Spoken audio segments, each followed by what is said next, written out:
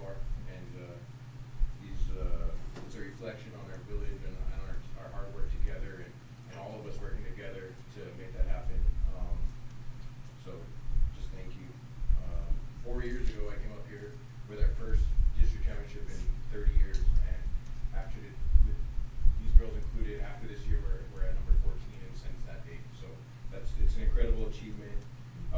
These girls are our first softball championship ever at Yucca. So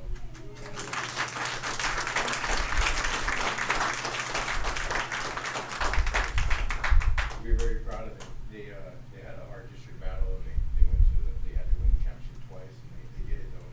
And they went to state. And the best part about state is they beat Eastvale and they beat Roadrunner.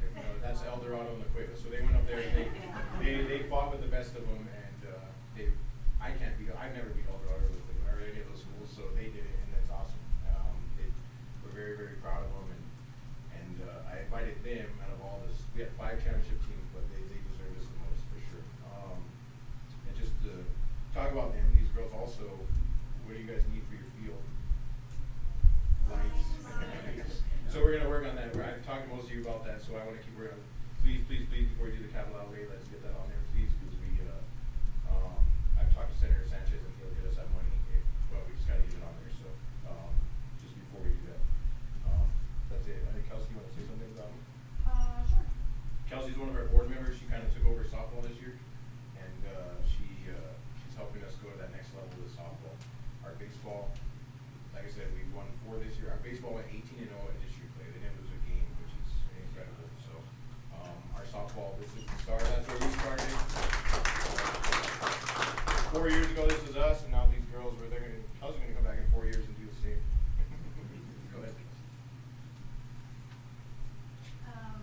Just want to start off by saying how extremely proud of these girls we are. They gave almost their entire summer to be out there on the field, grinding and putting in a lot of hard work. So, like Joey said, lights are a necessity. There's one field with lights over at Yucca, and another set of lights would really pay off. It would pay off for softball. We've grown a lot. Softball, like in our nation, is growing a lot, but Yucca softball is growing. A couple of years ago, we had 1 major team for softball. This year, we start in a couple of days, and we have 3 major softball teams, 3 minor teams. So 350 kids at Yucca. We really need the lights, and we would appreciate that getting on there so we can hopefully get that money to get us some lights. Thank you so much. So, I know that girls, we work extremely hard, but we all need to give a round of applause to those 3 adults standing behind them because the coaches make it all happen.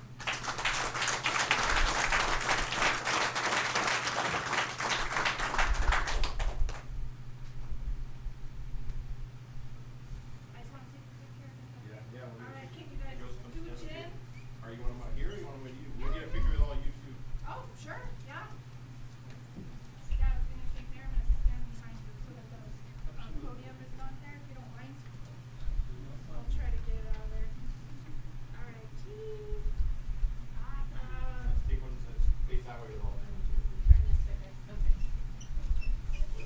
Girls all come They want here. all of us, guys. Or you want to be Why at don't the you podium? Oh, we're just gonna stand here? You guys can stand in front of the podium and you guys can stand up. And adults back here? Yeah. Anita, I need you to get your come over here. Do you have like one of us on like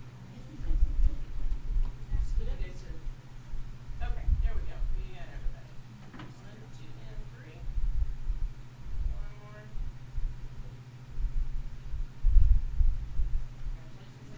One more. Congratulations. One more time.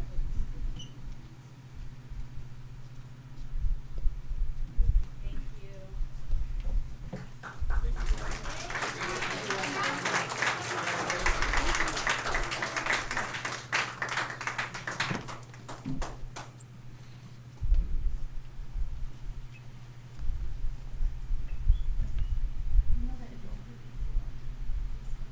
Joey, 10 you, 11 you?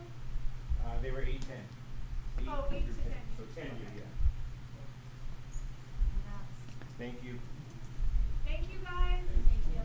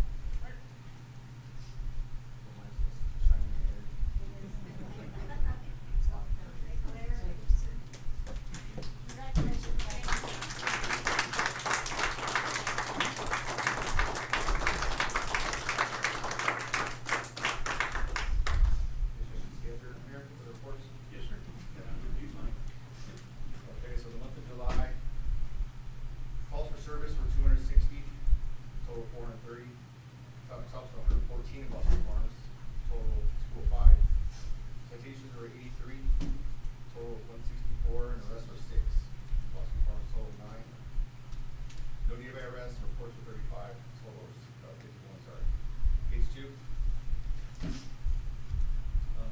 Bosque Farms being red, obviously you see the vagrant was high, the officer vagrants, and juvenile assault.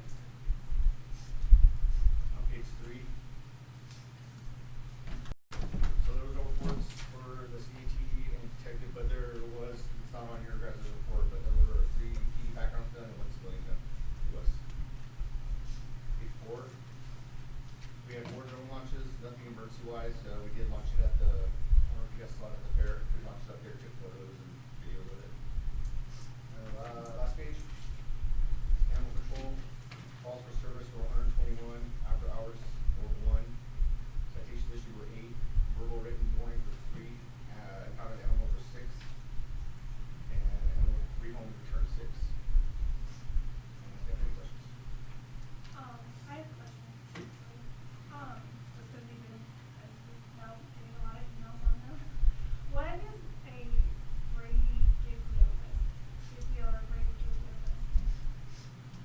So the Brady Giglio list is a list of officers that cannot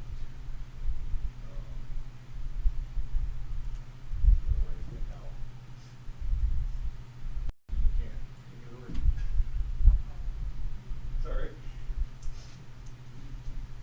Can't testify. You can't testify in court? Right. So if your name is on the Brady Giglio list, you can't testify in court? Is there anybody employed by the Bosque Farms Police Department that is on the Brady Giglio list? Not that I know of. Not that you know of? Okay. That's all. Chief, question, going back to the vagrant. Yes. So I just kinda have, I don't know if you guys have any data or know anything, just off the top of your head for your officers. Do you know if there's anything that has to do with the transportation, like them being picked up and dropped off from other places here? About the metro, Yes. the real, that's the Yeah. one. That's where there's one certain person that's been like that for years. Okay. It's we're dealing with it, but it's just traveling through. I mean, and I would love to get, like, public input on even who uses it, because if it's something, I mean, I think since that's been in place, Yeah. that's when we start having. So, as a sergeant at the time, I was receiving calls. There's a certain guy that he's very hostile towards them, and then we take him reports, but they can't pick him off. They have to go around and drive. So we were trying to figure it out, and I lost touch with all that going up, and so we need to figure it somehow. Okay, I appreciate it, thank you. Yep. Thank you. See, I guess let's have our fire chief at this time. Sure.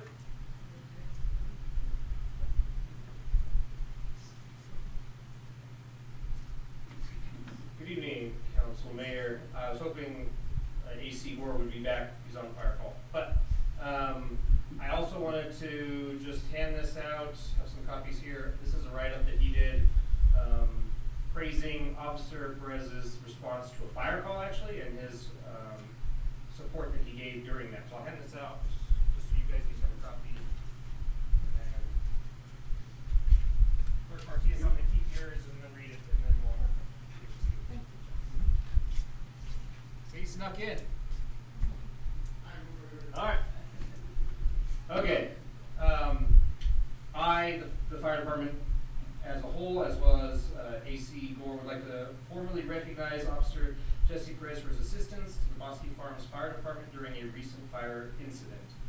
On July 26th, Officer Perez was the first arriving responder to a scene as our department was responding to a structure fire. Upon arrival, he immediately began assisting the fire operations. Officer Perez provided a fire extinguisher, which was used to help knock down the fire. He then assisted to stretch the hand line toward the fire. Officer Perez also assisted with getting the engine connected to the hydrant, helping establish a water supply and allowing our firefighters to begin suppression operations quickly. Officer Perez took the initiative to assist wherever he was needed and worked alongside our firefighters until additional resources were in place. His actions helped save valuable time during initial stages of the fire. On behalf of the Bosque Farms Fire Department, I would like to thank Officer Perez for his immediate response, willingness to assist, and support of our firefighters. Officer Perez, your actions on July 26th are greatly appreciated, and we are proud to recognize you today before this council. So.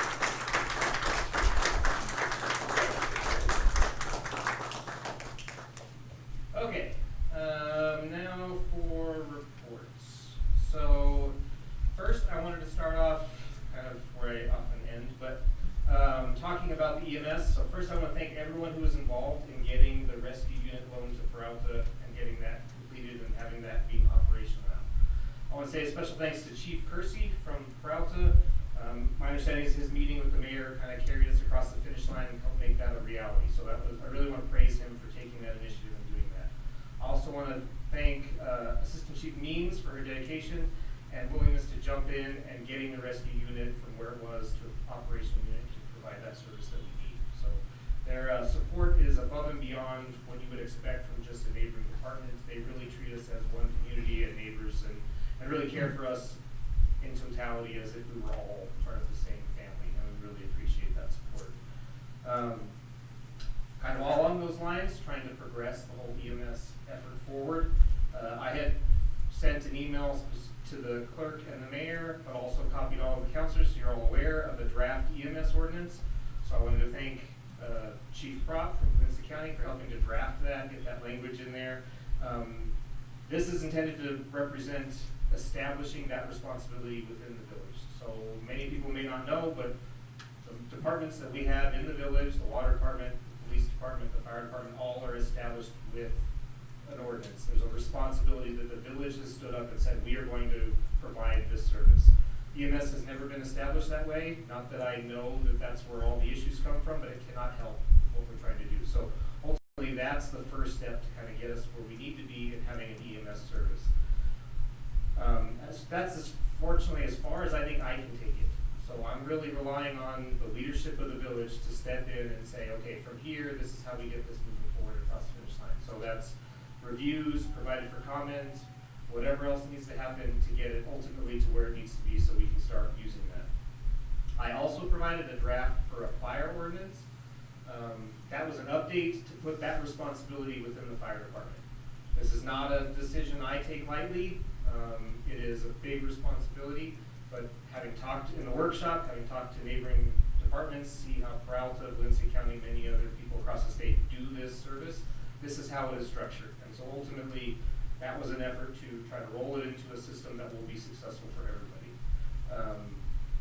Obviously, I think EMS ordinance needs to happen first. We need to establish that commitment from the village, and then we can assign the responsibility where it needs to be. But ultimately, I leave that to you guys. If you need support or help, feel free to reach out. We're very much in the same boat, trying to get the same thing done. So that's what we're working on right now.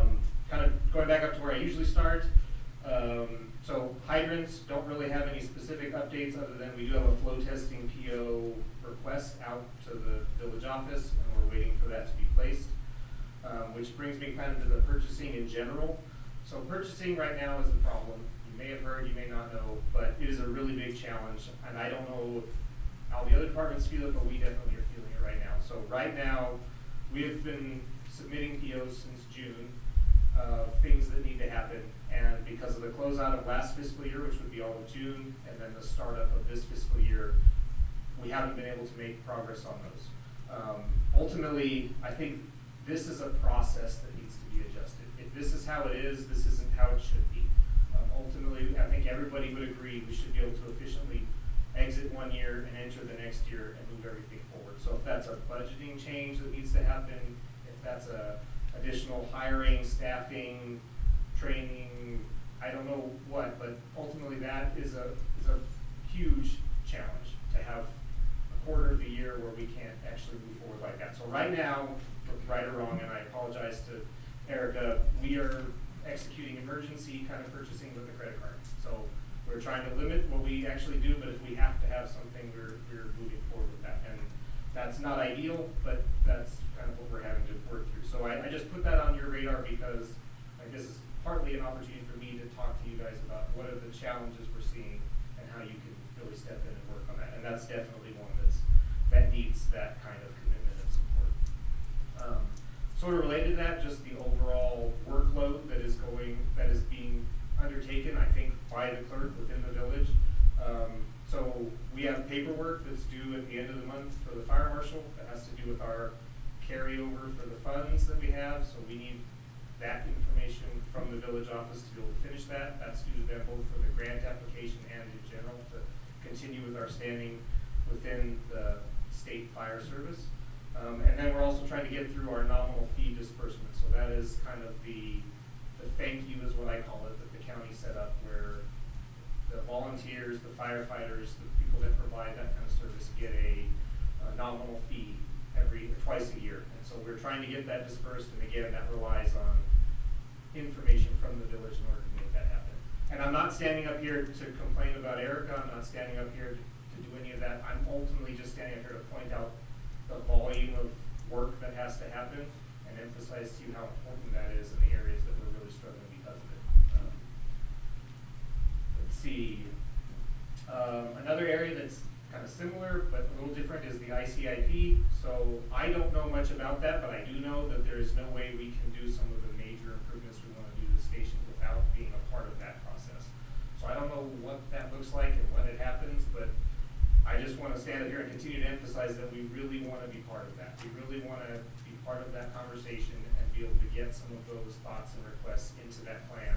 Even if they're not at the top, I understand there's a lot of issues that the village has to deal with, and there's a lot of things you have to balance. But just being in that plan and on that, having that visibility helps tremendously for open up other avenues for funding. So I just want to stand up and just emphasize that. And then if there's a person, a council person, somebody else who's like taking the lead on that we can interface directly with, we'd be happy to do that. Just kind of help us understand how we can progress that would help tremendously.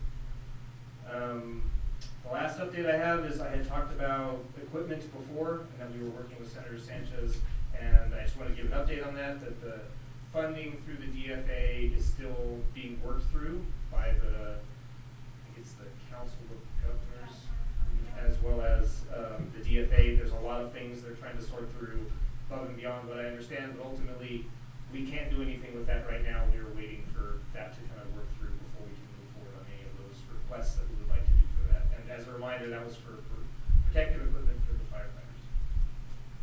And with that, that's the last of my updates. Any questions? So, for the ICIP, Yes. we usually have a yearly meeting to approve. The clerk will, I don't know, I think there's probably like 10 or 15 things that are on there, and then she brings it to council, and we decide the priority that will go to the state.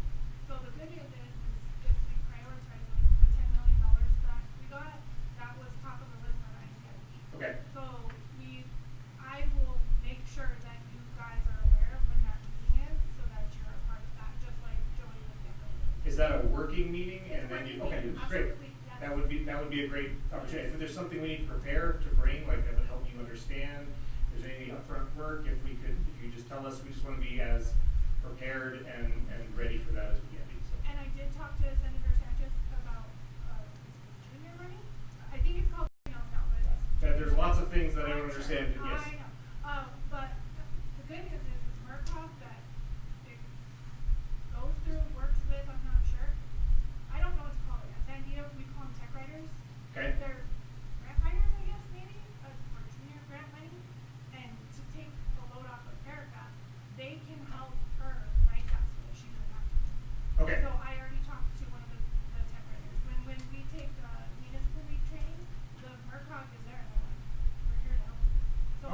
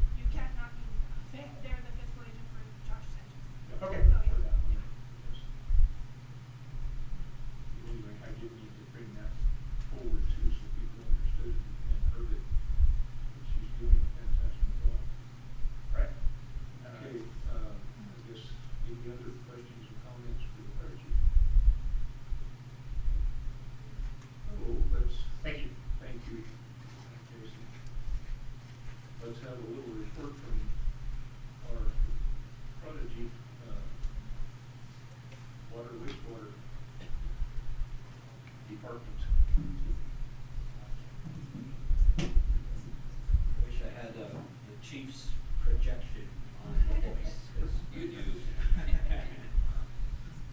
I'll try to speak into the speaker. Berta does just have her talk for you. Yeah, she took the day off. She likes to take that part off. Well, thank you, Mayor, and council and staff. So, I sent this report. I hope you got it. I got a couple of extra copies if you need them. If you don't, then I will just continue. So, starting with the water, this was approximately about 11 million gallons where water was pumped out for, this says June, but it was for July, around that same amount of time. I want you to put a pin in that 11 million gallons, because when we get to the wastewater, we treated 9. There's a $2 million deficit there, right? From pump to what we treated, so where'd that $2 million go? Now let me add another thing. We took 2 million of the 9 million that we treated at wastewater plant for water. So we got 4 million gallons of irrigation.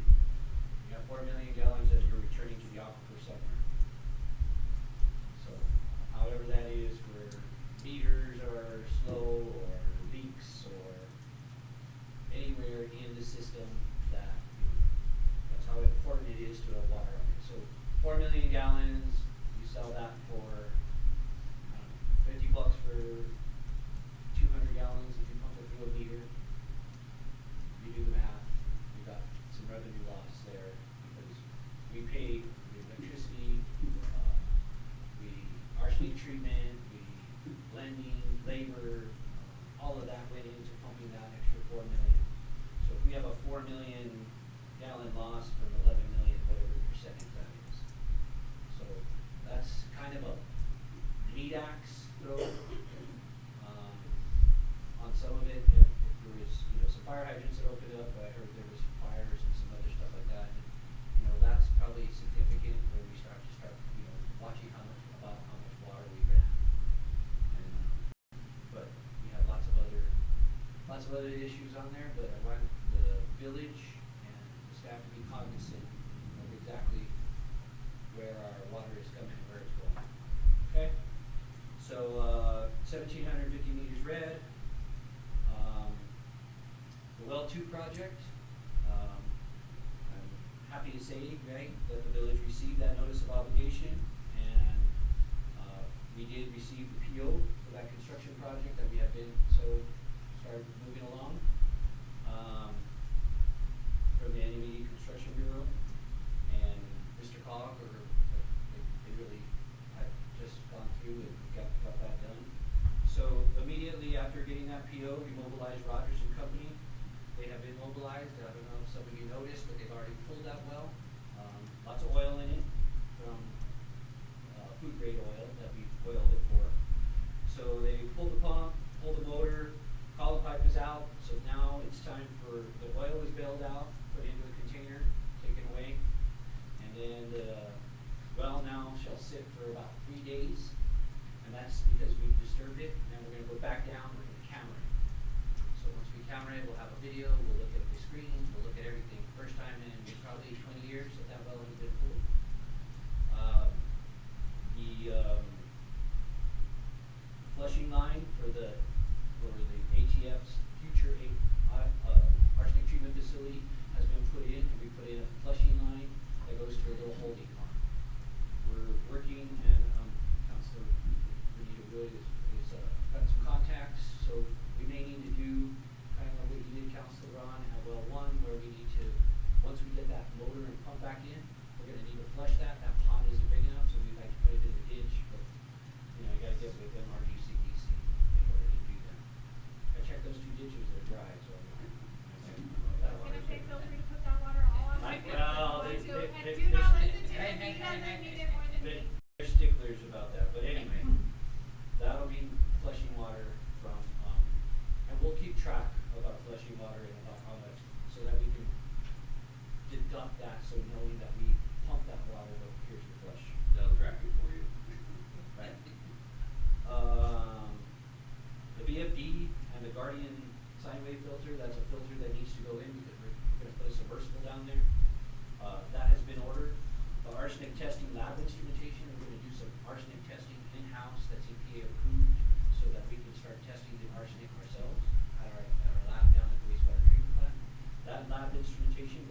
also help us at the wastewater treatment plant so that we can do some lab instrumentation. So we're getting double the bang for our buck on that instrumentation. Change order for the submersible pump and motor was completed, and so we're just waiting for Bosque Farms approval from staff. That was sent to the mayor and to so we will be probably discussing that tomorrow a little bit. So once we get approval from whoever needs to approve that, then that change order goes in so that we can buy the pump and motor to go back down into the well. We're getting rid of all the other stuff, right? So it's a change order. We already talked to Eric Gardner of NMED Construction Bureau, and he sent a letter. Maybe some of you guys got that, where he said it does go with it, just as long as we're at the procurement, and we're giving him exactly what changes were there, credited from the other. Okay. So what is a submersible? Submersible. I'm sorry. I'm Submersible. laughing at the spelling on there. It's my South Valley munch. No. It says submersible. I know. You're so good. AI doesn't catch it every time. With the well 2 changes and upgrades, we are very, very hopeful that we will, after this is done, just in doing what we're doing right now, that we'll reduce that by 2 to 3 micrograms per liter. So that is in parts per billion. Right now we're 1 over. If we get 2 or 3 with the operational change, with the VFD, we'll be able to tell this body, we'll be able to tell the constituents here in Bosque Farms that our water is not above the EPA limits, and it'll continue. With the operational changes and everything that we're doing, we're very hopeful. And then part of this is we'll be able to blend, right? So then Arena Well 1, the motor, unfortunately, from this well, we were hoping to rebuild it, have a backup for one. It doesn't fit. Different shaft, it's older. Arena Well 1 constantly has a reading of 8 micrograms per liter, 8 parts per billion, right? We're 2 below the limit. This should be our next work that we start to do similar work after we do this. I put in on my report there that it's likely the equipment, like the VFD, can reduce the arsenic in the well too. Some of these things will be applicable to well 1. Yeah, and I'd like to see the results of well 2 to see if it's worth spending the money on well 1. You know what I mean? 'Cause if we're reducing it by 2 to 3 just by changing out the pump to a submersible, that may be. And I know well 1's not an oil lubricated well; it's a water lubricated pump. So I know it may not change it as much, but I'll be interested to see on the difference on the arsenic levels. Yes, and so, Mayor, Councilor Brown, that is exactly true. It is not but it doesn't have a VFD. And part of the operational is not to run it as high a speed at the beginning, because that's where the arsenic is kind of sitting in the aquifer, and that you're pulling that first one, when you go bang online, it's like, hitting the gas. A little slow upgrade, and maybe a flush will help in reducing the arsenic levels. We get them out of our tanks, and whether we dump that on the ground but just from an operational standpoint, you should be pulling your wells at least once every 5 years, no matter what, right? Just to check it, right? Like you have a race car, you break that, you rebuild that engine after so many drags, so then you can keep it going. But those have been going 15 years, 24/7. So they calcify, screens, same exact stuff. Just one of those things that we should put as a budget. And the thing that I put in the part of the newsletter is that you still are going to have arsenic treatment funds after this. We're doing some of this last job, this last project, is to change the meter at well 1 and put a clay valve over there, which is a significant amount. It's probably about $40,000 on this project for well 1 because it's arsenic treatment. So you'll have money there, and then you can use capital outlay, or some of the options is go get some more money because they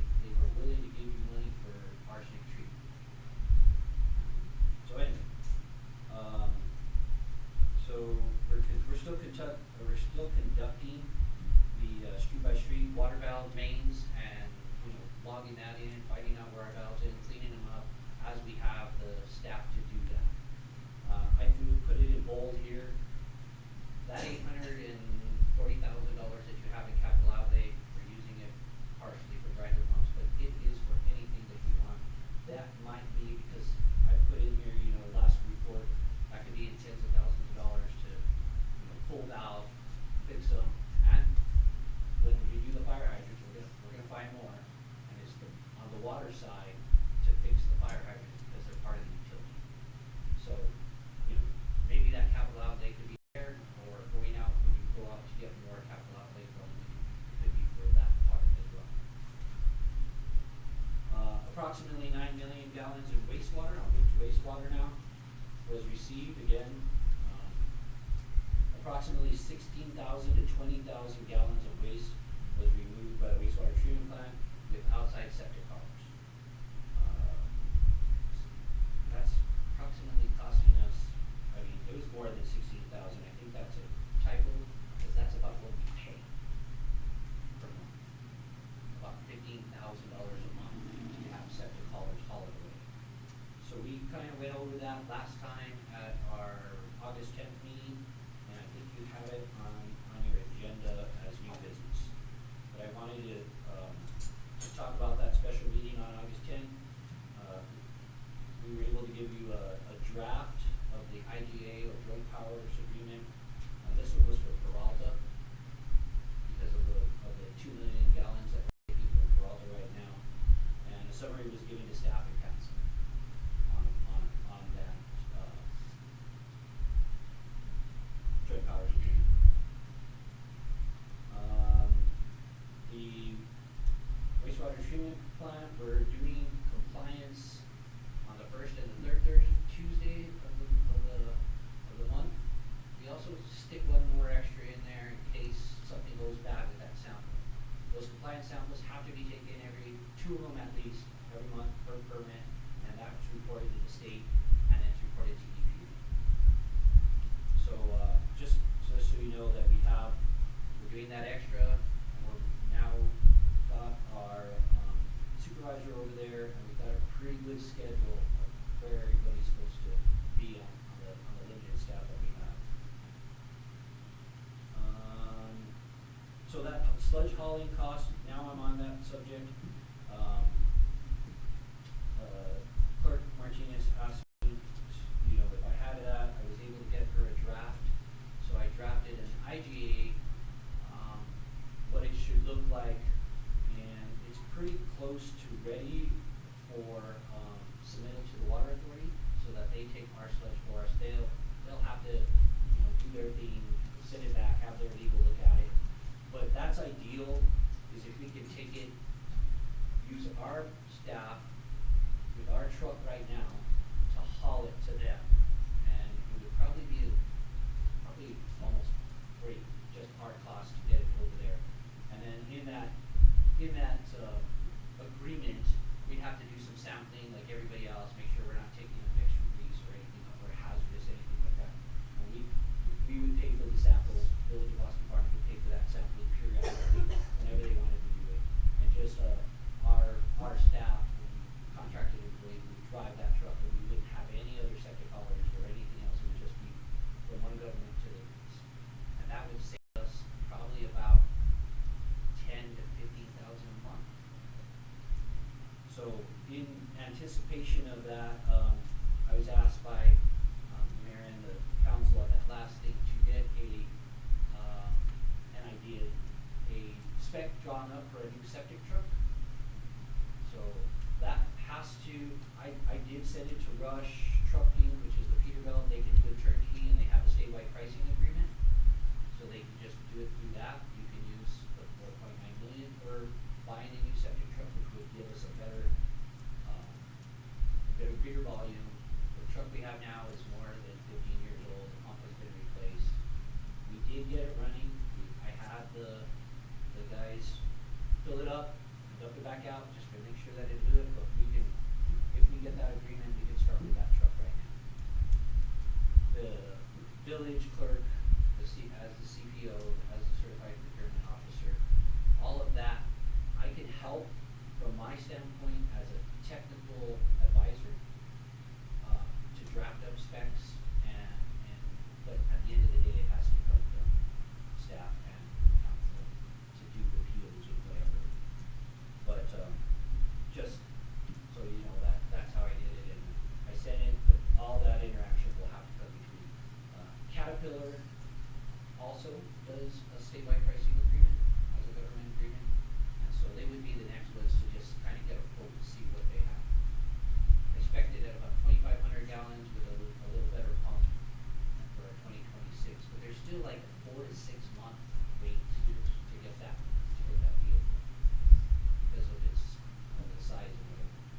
will, only like our vehicle to date, it'll only require a Class B CDL, which is a good, you know, not going into a Class A. So at the wastewater treatment plant, we had a problem. What happened is there's a motor coupled to the actual blower motor, it just shred. So what happens is that motor just kept running. So our SCADA is based on the electricity telling us it's running. So the motor was running for 8 hours or more, but the blower wasn't pushing any air. So that caused an impact on our treatment. Not a detrimental impact, but it did cause an impact. So, again, I'm recommending, you know, the guys caught it after they came in, they leave at 5, nobody really they don't really look at that at the last minute. Whenever that shred, we know it happened sometime in between 5 o'clock when the last person left and 7 a.m. the next day, so 12 hours. So that's a significant impact on the, we really need that air for treatment. So my recommendation is, again, is part of the wastewater treatment upgrades. We have those SCADAs, Mayor, Council. Just a matter of getting the money to just install them. And I can install it actually so that I can actually put a meter on the air and know that that went off in the middle of the night and have somebody start it. So, same thing with the lift station. That was the problem that started all of the hoopla. And we have that. There's no SCADA system on that yet. And the UV, we have them sitting in a box ready to go.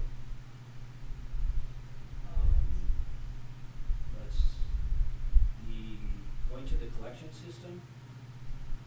Sewer grinder pumps, again, can't stress it enough how much of an operational challenge that is. It is super, you guys are out almost every night, really busy this last weekend, just trying to get those grinder pumps in or replaced, and they're just swapping them out as quickly as they can.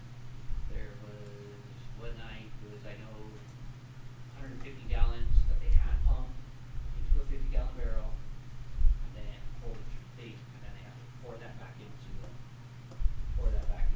they can get that pump running. Right? So 1,700 houses, that's a lot. It's a lot every night with one guy just having to go out there. Some of that we try to triage until the next morning, taking into account the home, making sure that it's not backing up into there, but there is a significant amount of time, and those grinder pumps are about 130 pounds to pull out by yourself out of a hole, out of a pit in the middle of the night, full of crap. Two have a question for you. Does it ever get to a point where the housing itself is not compatible with the new pumps that you put in? Like where you have to replace the whole thing? Mayor, Councilor Zamora, the installation would have been compatible with the house, but what happens is, depending on what the problem was, like let's say if it's a pump that was put in 10 years ago, so the new pump doesn't have this, it's compatible, but they have to change out the electrical because the plug isn't the same. But I'm not saying the house, the housing, like, cause I've seen them do it before, and I know they pull the pump out and it goes into the housing, I guess that's inside the ground, all those the same? Yes, they're two different kinds of pumps, but they all fit exactly the same, and they're all made to go in. But most of the time, even on the new razors, that's what they're called, the Bond's razor, that's what we're using now, it's those triple pumps, that's the ones that are in there, they're the E1s. Most of the time, it's like, they have to get their meter out, right? So they're trying to figure out how many amps does it pull, is it the house breaker? So they're doing electricity, and they're not electricians, they're laborers for the most part. But they're able to do it, they're pretty good at it, pretty smart, and they figure it out. They called me and told me, just pull the pump all the way out. He's like, it's pulling too many amps. It's the whiteys, things that we're flushing down into your system. At the homeowners, it can't enough, right? I can't emphasize it enough. If you don't want crap backing up into your tub, then be cognizant of what you flush down the toilet or put into that grinder. So it's just the white bees turn into a rag, and messes up that pump, they gotta pull the pump. And it ever happens at the most convenient time. It just doesn't do it. So, again, I recommend holding like some kind of workshop, some newsletters.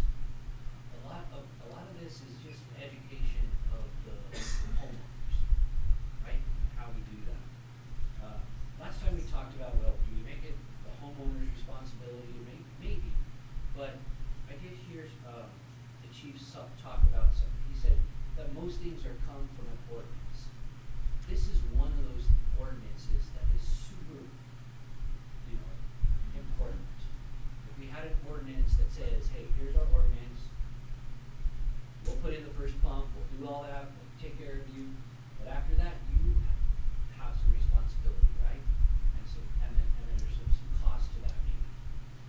But if people own the pump or they know this, they're gonna take care of, hey, I wanna make sure that I'm not flushing all the cat litter down there, or, that cat litter, when you flush it down the toilet, all that sand kills that pump.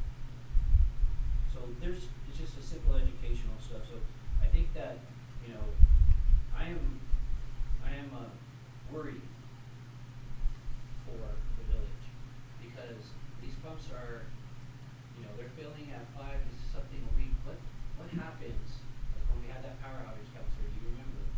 What happens when we have a power outage and they don't start up and we lose 150 million? Who's gonna change those out?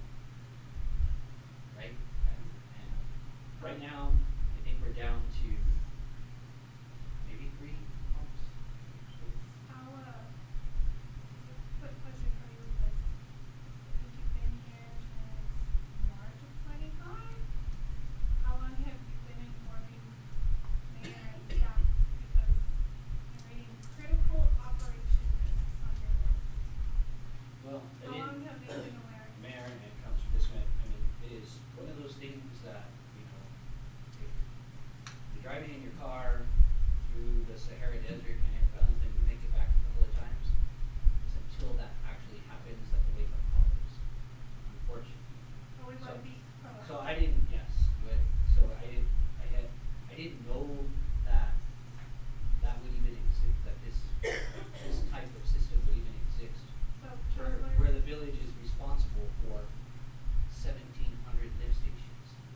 And NED and everybody, how did that happen? But it happened, and you can't put the genie back in the bottle, right? But, so what we have to do is we have to move forward and address this.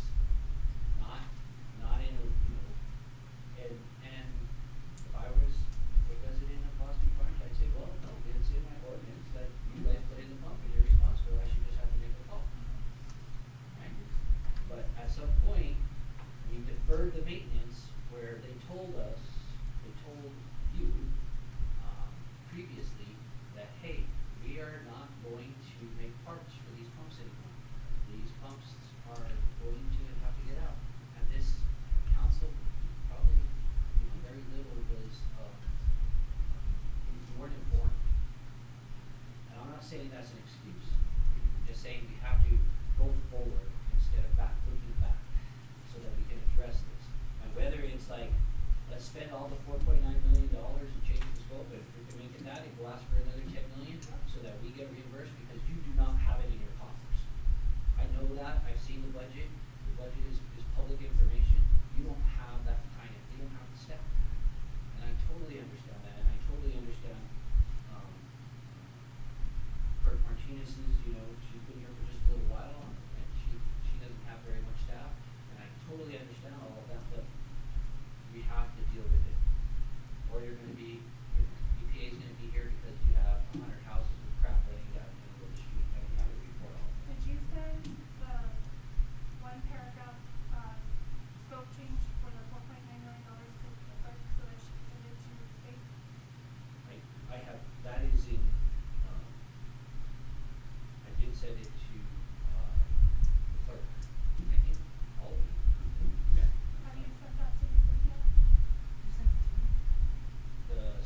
scope of, Or to the change change for it. 4.9 million. Yeah, no, I Yeah. don't know. Yeah. I'll report on that in a little bit, I don't know.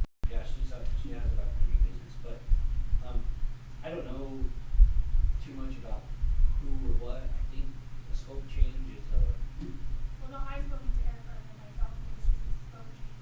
I know, but that could be signed by whoever, I don't know exactly who does that, but I'm saying that's one thing, but at the same time, we still, change the scope, but we still need money for the current. I just wanted, I'm just wanting to emphasize on that because, it's a critical situation with those grinder pumps and it's one of the biggest challenges I've ever had to face for a town. Because it just, you weren't informed, they didn't change them out, they weren't installed correctly.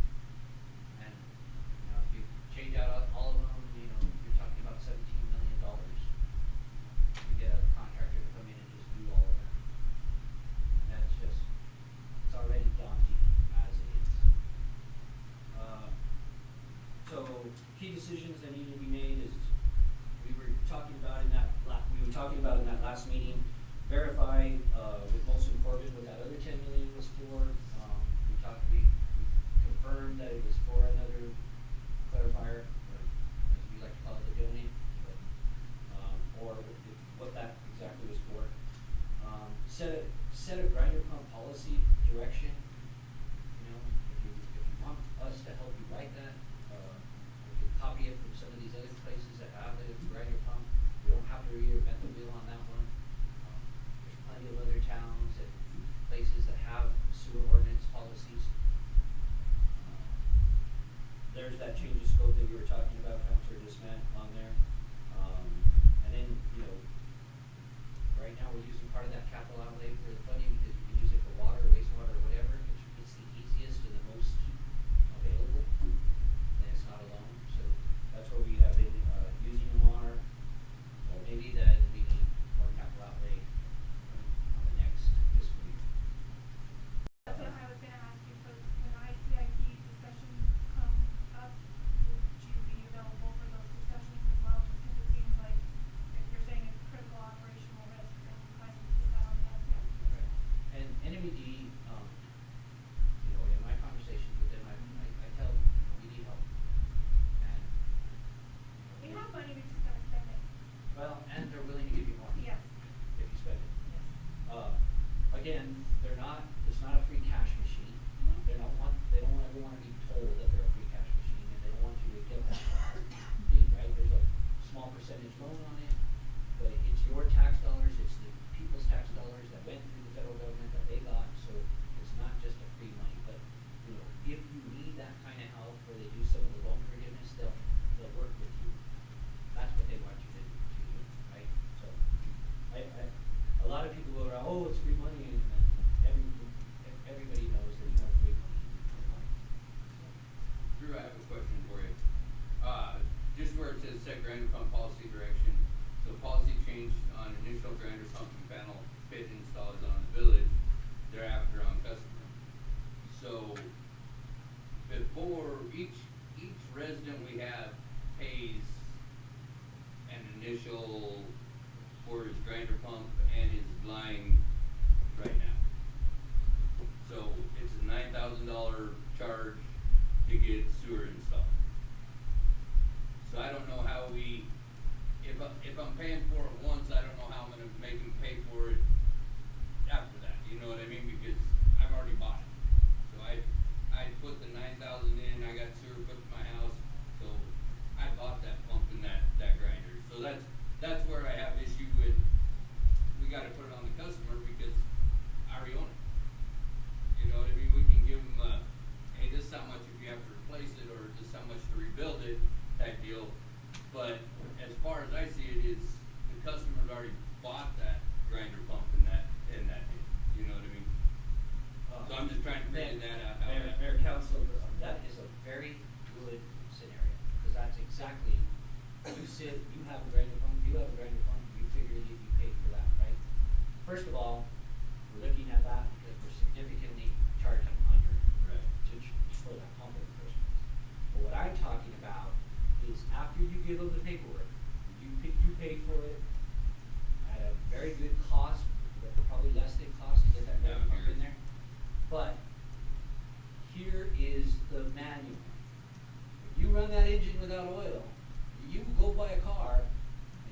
tell them, well, I paid for it already once, I'm not paying for it again. Well, you didn't run oil in it. You think they're not gonna make you pay for that new engine? Yep. That's what I'm talking about. Okay. I'm talking about if you give them all of the paperwork and say, hey, you start putting YPs in what you call it, you don't clean your grease trap, and we Well, have to you come in, fix it. cause there are some places, counselor, that we have put a pump in 4 times. Because they didn't take care of it and it went out, well, that's on you. Well, 4 times? Yeah. How many times do I have to go back and redo it? And then, you know. That's what I was trying to figure out. is how That's what how I'm you talking about, figure that's that, the yeah. policy, it's saying, if you abuse it. So basically a misuse type deal where Yes, you're not and you're doing gonna maintenance, have to. you're not doing. And if it's a product, like the grinder pump or a manufacturer defect, or it was, you know, something happened, you know, power outage, or you know, there might be some insurance, then we can talk about that then. That's what I'm talking about. That's all I was trying to figure out. I was like, wait a minute. But, Yeah. and so does that make sense, Yeah. Counselor, Yeah. how that works? Okay. Well, Drew, that, I'll tag on to Jim a little bit, cause when they started building this system way back when, that was part of the deal, is you pay for that grinder pump and we'll come put it in.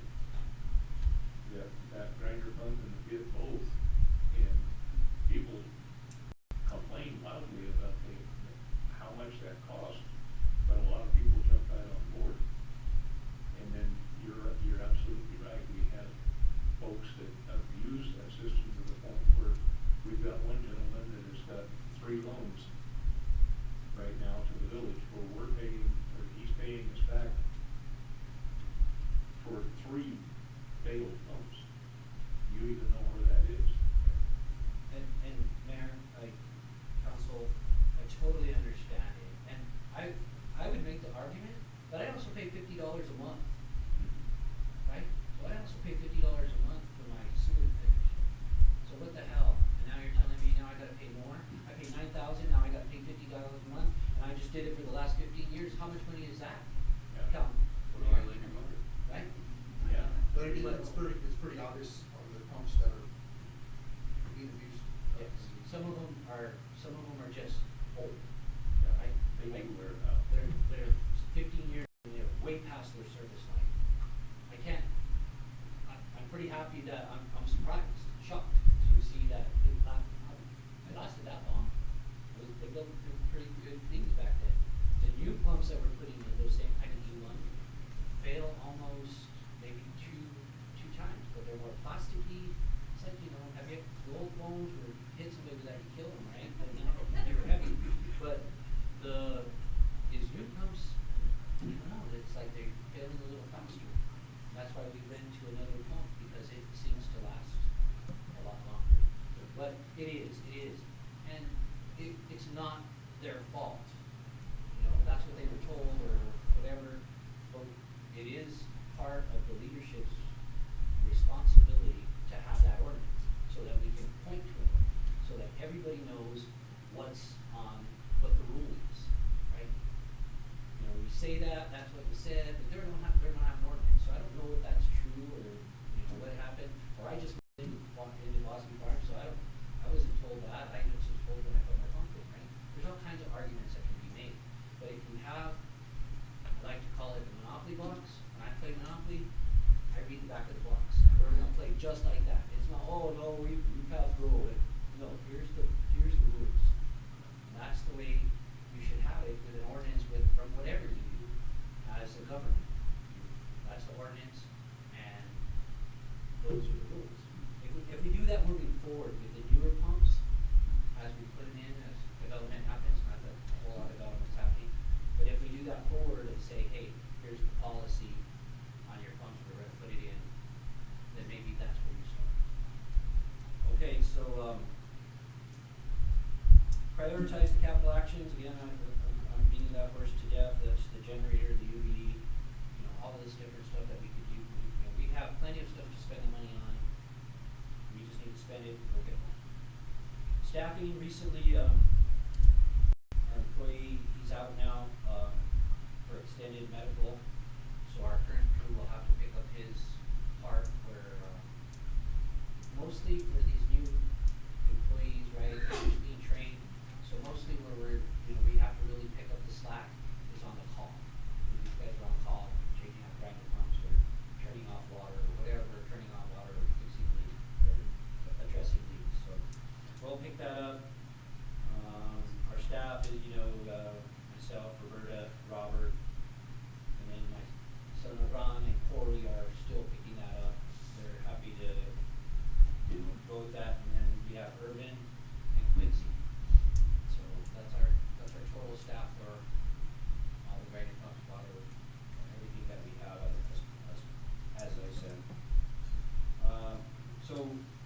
previously, I reported that Prodigy had partnered with MaintainX for asset management and work order tracking.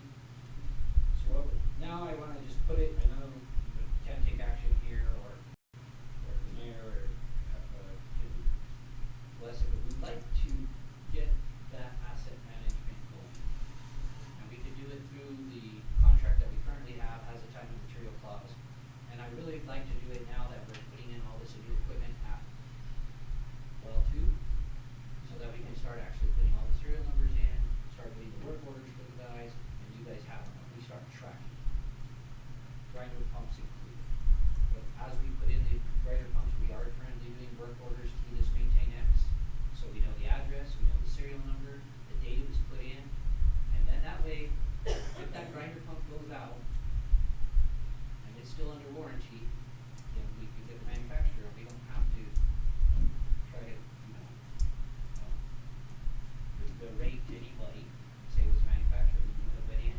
Or if we find that there was wipings, we have pictures in the work order system, we have documentation, so that we know, hey man, this time, you're okay, next time, it's on you.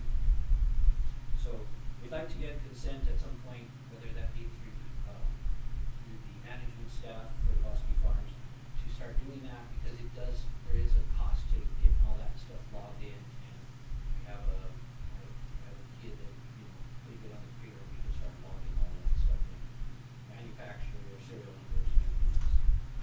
And then,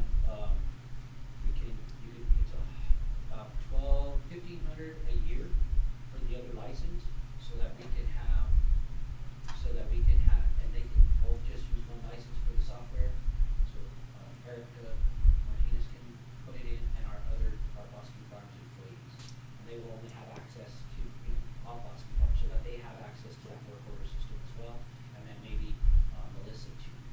Can that include the fire department for like the hydrants and that type of stuff? I know they were wanting to get with you on getting that logged in as equipment.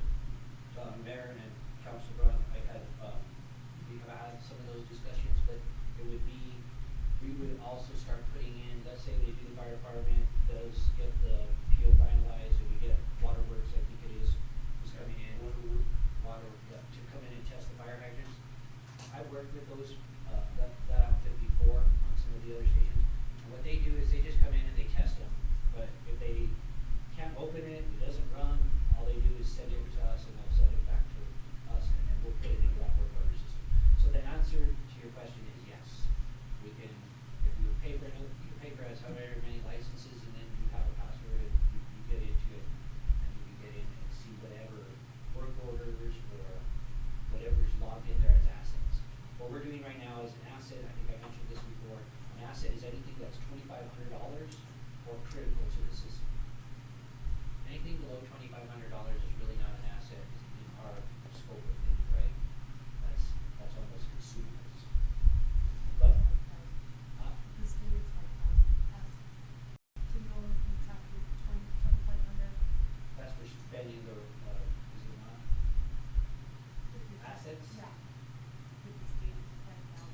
If it's an asset? Yeah, it's considered an asset at $5,000, so when you talk to your lesser, all your assets are lesser. Yeah, we just use the 25, in our water system, we just use the Okay. $2,500. I was just asking, yeah. Yeah. Okay. But I mean, you can put it to whatever asset you want, it's your asset, so however you want to put it at. But we do $2,500 for critical, so a chemical feed pump that's disinfecting the water for the system, that runs about, $1,500. So we're gonna consider that an asset, because if that goes out, then we don't have disinfected water, and it's not safe. So that's critical, is an asset. Okay, that is all. I'm sure I've had enough. So, any other questions? Just wanna say thank you very much. We had that sewer spill back in January of 2024, and that was unfortunate, but we did get you out of it. So thank you to you and Berta and the rest of your staff for Prodigy, always taking such we're good care we're of us. happy to do that, and we sure appreciate the business, we sure appreciate you. Take care of it.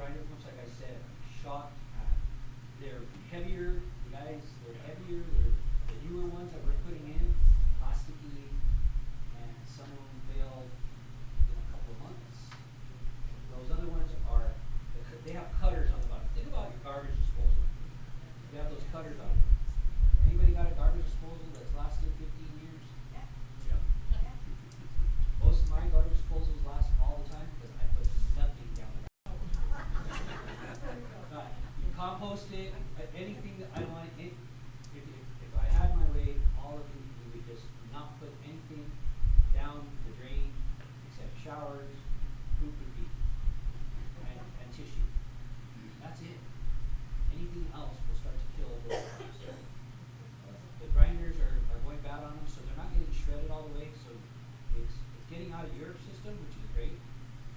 But back at our treatment plant, it just all combines, we have all of the rags and everything just coming in there, which is causing treatment problems, which caused your original spill. So, thank you. Thank you, Drew. Okay, so at this time, I would like to move the executive session up to the next item.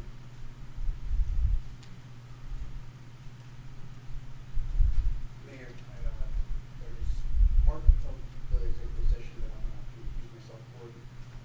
So, I would like to sit on most of it, but I guess the part that has to do with the allegations of possible environment, because of what I know, so I'd like to be excused from that. Okay, so that. Do we have legal counsel present? We do not.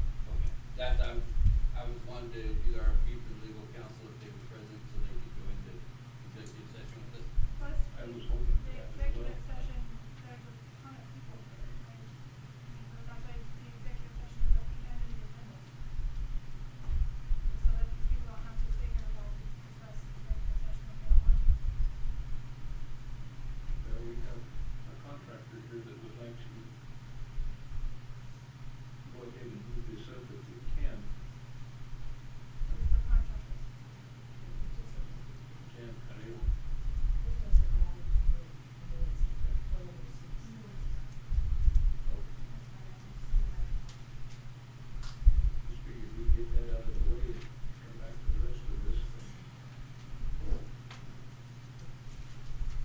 Okay, so I guess we start with mayor and council reports then. Oh, do you want my Clerk report? report. Clerk's report, okay, let's start with it.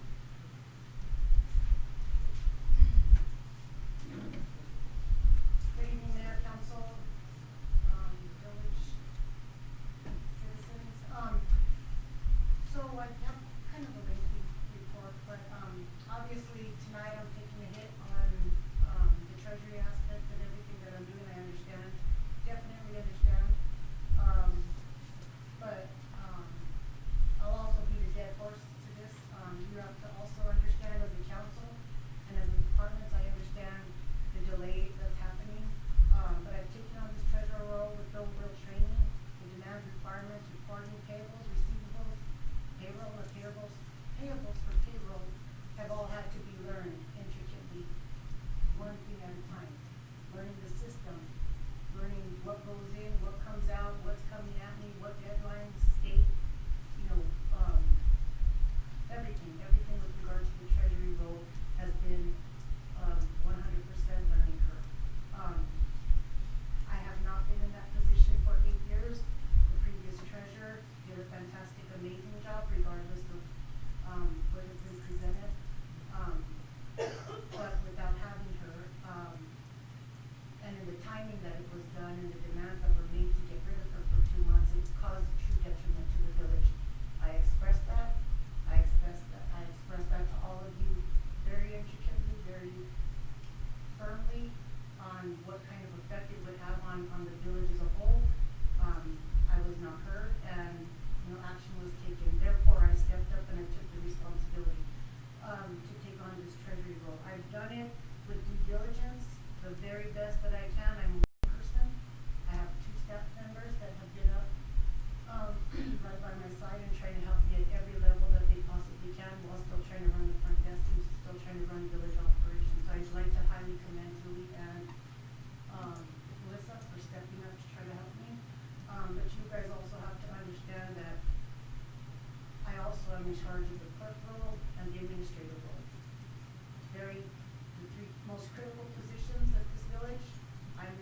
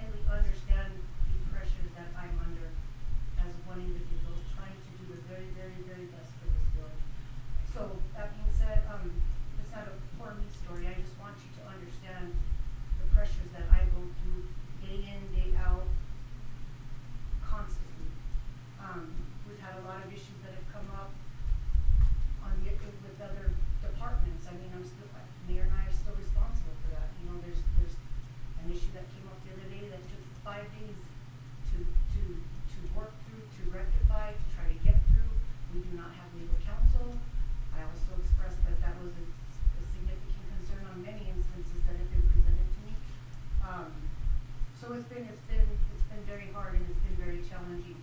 I understand that, you know, accounts are past due. Mayor Pro Tem brought up that various accounts are past due. You wanted some items added to this agenda, to which I could not add because I didn't have time to do the work that it was gonna take that you had requested. So, some of the items I wanna highlight in my report tonight so that we get kind of an update, but nowhere near the detail to which you were expecting. Accounts are past due, accounts payable, I'm gonna work on it tomorrow. I have to take care of those. I have to work on purchase orders. I understand that, but you also have to understand that our fiscal year 27 budget has not yet been approved by you today. I'm still working in fiscal year 26 budget.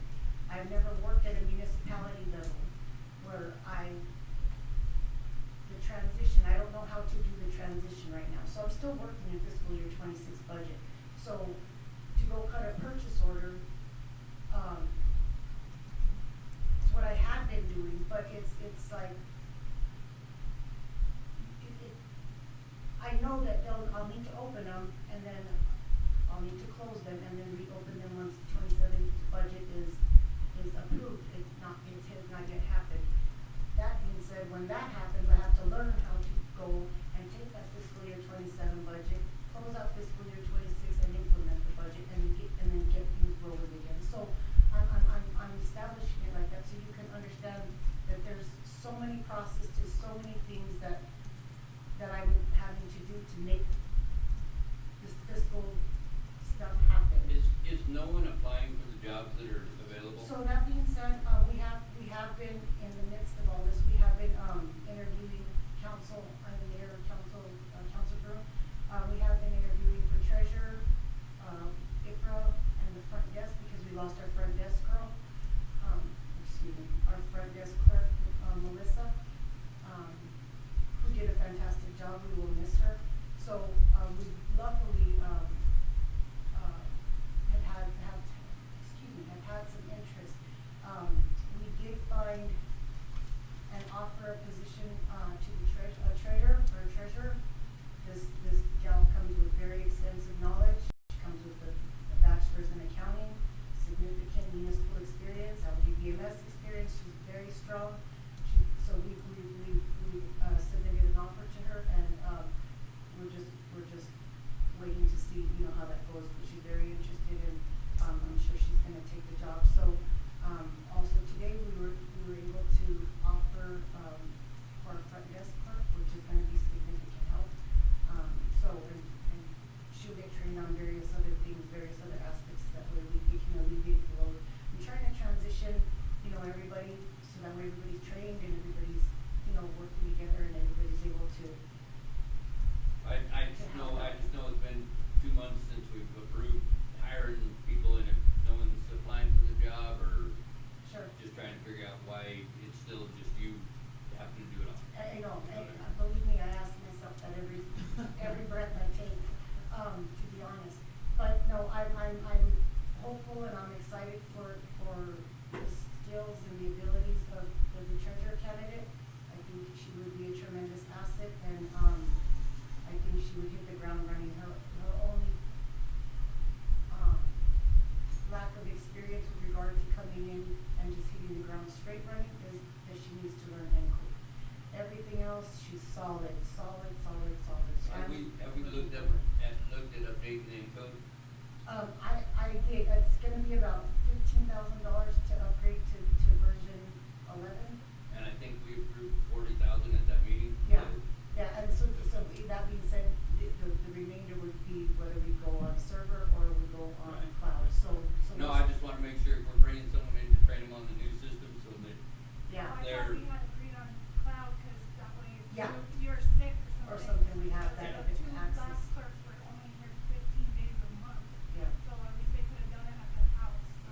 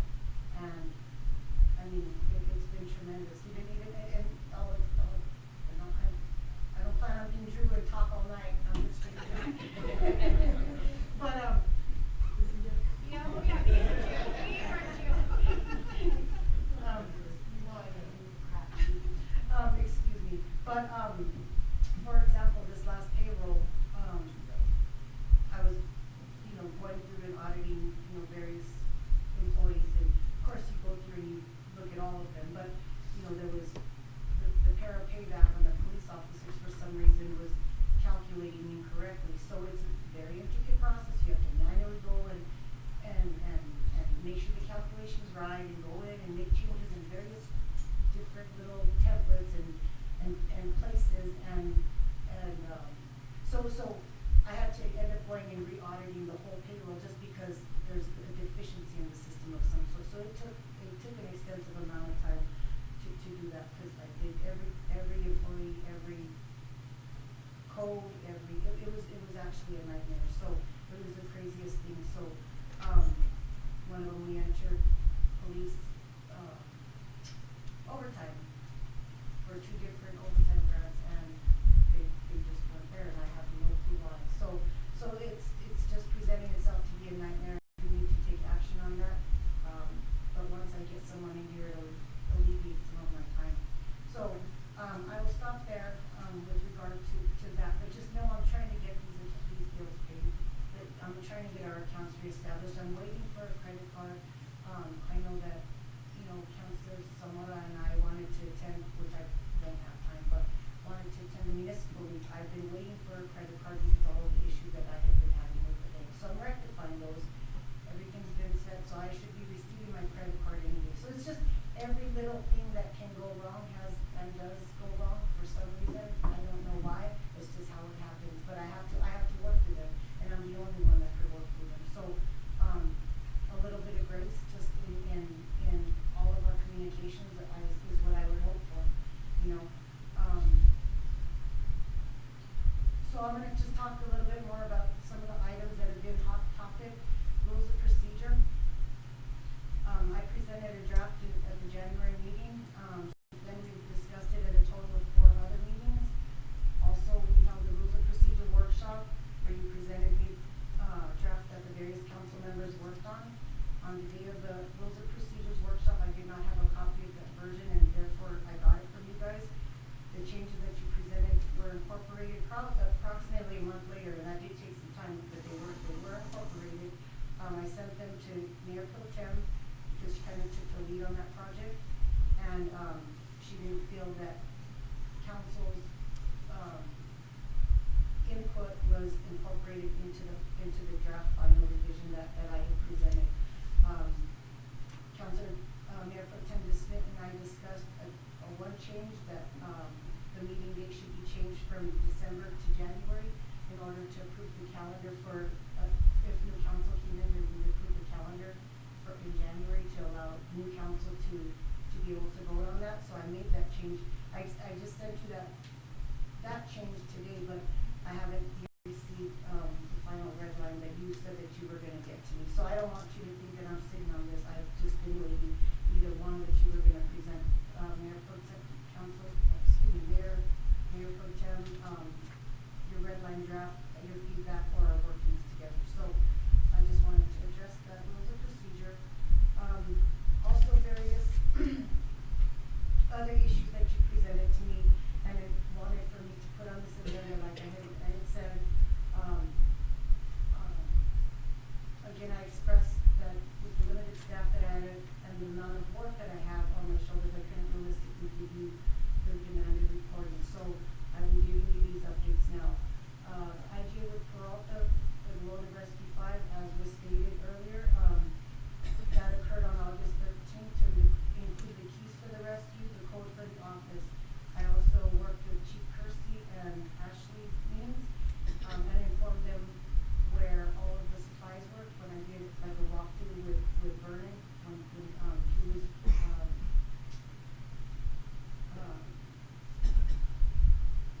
when his service ended with us. He walked me through where various EMS supplies were at the fire station. I walked them through, showed them everything so that they had the accessibility to all of our EMS equipment that I was aware of. So that went well. Again, I just would also like to still point out about that, the IGA, Chief Kersey came in, like Chief Snyder mentioned, that Chief Kersey came in and worked with Mayor Gillespie. The hesitation, again, just so you all are aware, was because the IGA that was signed by council at the last meeting has still yet to be approved by the village attorney because we don't have one, obviously. And I wanted to ensure that village liability and risk was captured in the IGA.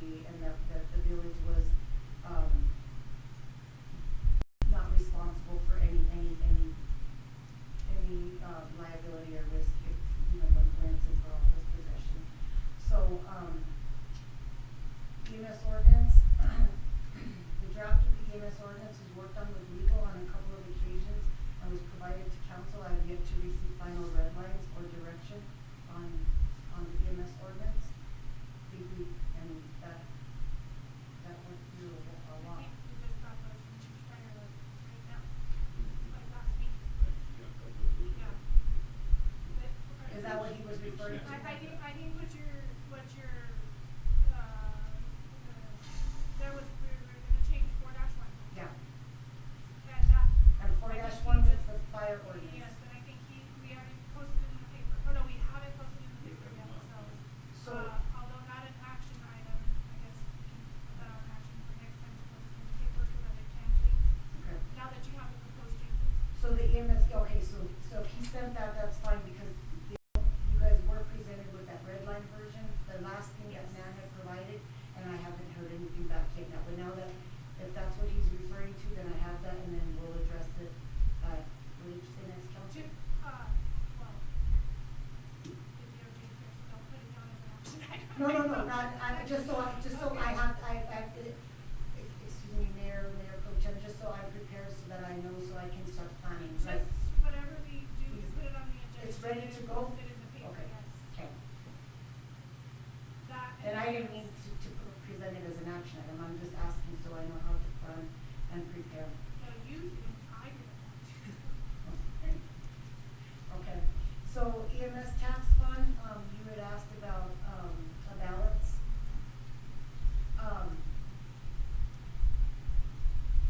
So there's a balance of approximately about 400,000. Right now, what's budgeted, and so this is another thing, another layer, just so you guys are aware, and, you're informed. So right now, they're in 26, there was 114,500 that was originally budgeted. There was checks that came in, and they total up to about 400,000 if I deposited. I don't know I don't know how to do that process, so I gotta learn that process, I gotta figure out how to deposit that money. You're saying into- we have $400,000 in checks? No, Oh, I was like, what? no, there's, like the last, I think it comes in monthly, so last month, I have to, or the last 2 months since Yvonne's been gone, I have to figure out how to deposit it to get that account correct. Okay, so yeah, because we haven't had an EMS for about 3 years. Yeah, no, Okay, so money's there's in there. enough- There's a so- balance in there, I just need to get the so newest like checks, 400,000. yes, That yes. makes me feel So I happy. just want you to know, because I promised you a balance, Yes. because we discussed that, there's about $400,000 in there. So I gotta figure out that process too. So everything's a process, just, I'm just laying it out to you guys, so you just see that it's just like, oh, checks come in, you should just, it's not that No, simple. I just wanted an overview of Okay. what's in there. Fire ordinance, ordinance 2026-02 was presented to council to amend section 4-1. It was presented for a total of 4 meetings since January. Again, on that one too, a draft was worked on, and, I have yet to receive any red lines or directions on that, so I think. Well, you just said So, something like. well, that's 4-1, the other one's the EMS ordinance, so we're So two you just said different, that too, so you yeah. said both of them? Yeah. Okay. Thank you. And mind you, I'm looking at 2 emails, Right, mine, now you need a secretary. mine and treasurer's, so excuse me.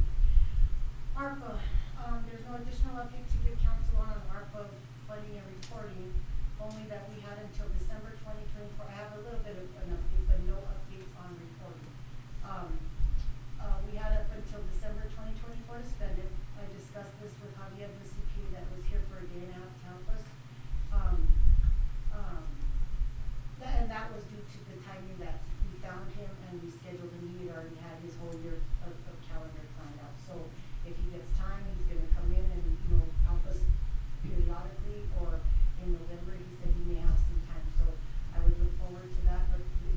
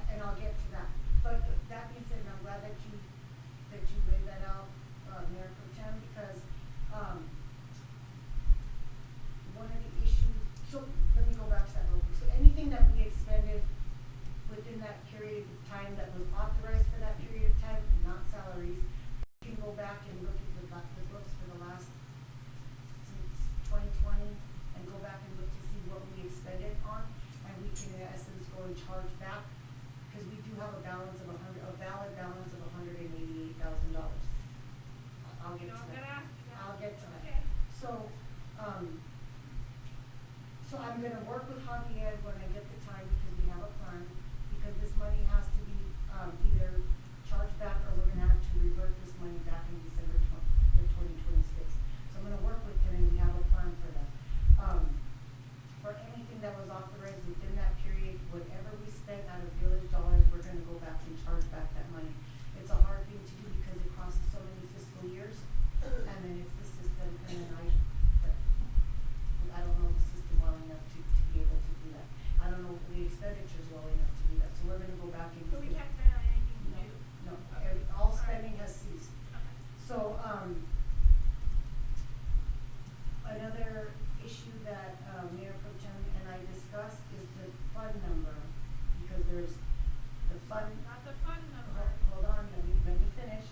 So the fund number was originally used back in the day for, Living Cross EMS. We were the fiscal agent, so that, so Living Cross had that fund number that ARPA was in essence put in.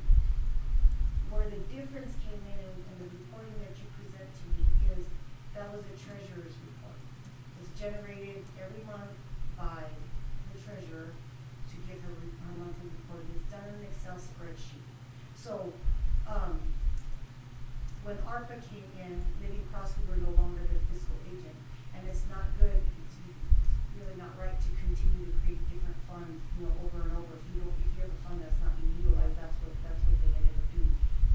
Living Cross was zeroed out, we were no longer the fiscal agent, it's been zeroed out for some time. They put ARPA funds in there, just on the treasurer's report, the Excel report that you guys were getting on a monthly basis. She just didn't go into the cell and change Living Cross to ARPA. So that's why you see that discrepancy on the report that you presented to me, Mayor Pro Tem. So I just wanted to clarify, I've looked into this, and that was the only issue. I went into the treasurer's report and changed it from Living Cross to ARPA, because that's validly what it is in the system. It was just a oversight, she just never went in and changed it on her Excel spreadsheet. But on the system, it is validly ARPA funding. Does that make sense? Yes. Okay. What about the amount? Hold on. So, and excuse me, Mayor Pro Tem, Council, the true remaining balance in ARPA funds, like I stated, is $188,000. The discrepancy is because you just identified, Mayor Pro Tem, that the money was moved around for various things, like Coal Green, like the premium pay. Money was moved to those various accounts from the ARPA funding, and what happened is the balance that you have versus the balance that is shown in the 188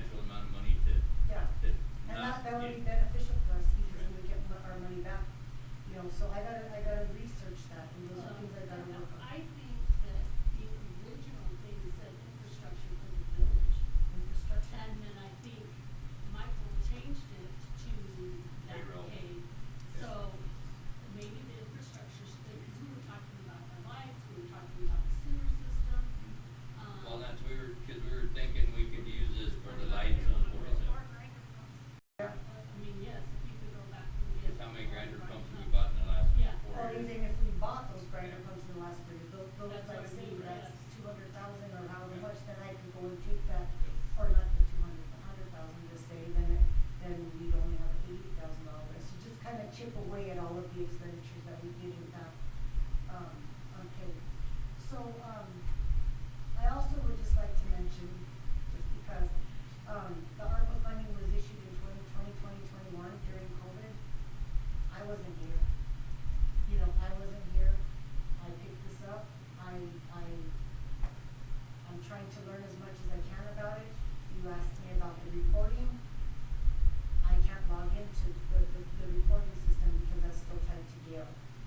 And now, unfortunately, Gail's no longer with us. So I've got to figure out how to work to get in there. So that's another step of what I have to do. Okay, do you have any more on the grant, on this? Okay. And excuse me, it sounded disrespectful. Council, Mayor, Pro Tem, do you have anything else? Okay. So, you continue to ask me about the scope of work changes for the 4.9 million. I understand that you continue to ask me for that, but we've also discussed, to my understanding, since I've come into this position, that 4.9 million was to be used with to build a water wastewater treatment plant, right? Well, to my understanding. That's part of it, but, I mean, it's great to have a wastewater treatment plant, but if the village falls apart around us, then the wastewater treatment plant don't do us any good. So I think we need to use it to do maintenance and keep things running while we build a wastewater treatment plant. And to add to that, I think to mimic what Drew said too, I mean, I've spoken with Eric Gardner at length. He is begging us to spend the money, and he's like, we will offer you more, you just have to know you're gonna spend it. I mean, that's my concern with the $10 million. We know how to spend money, we just don't know how to spend it. Not only that, if we don't spend a certain percentage of that by January, then we lose out on another 160,000 that they're offering to give it to us. Okay, and I understand that because I've also spoken to Eric Gardner and I'm also tracking that. But, as I was stating, Council Groom,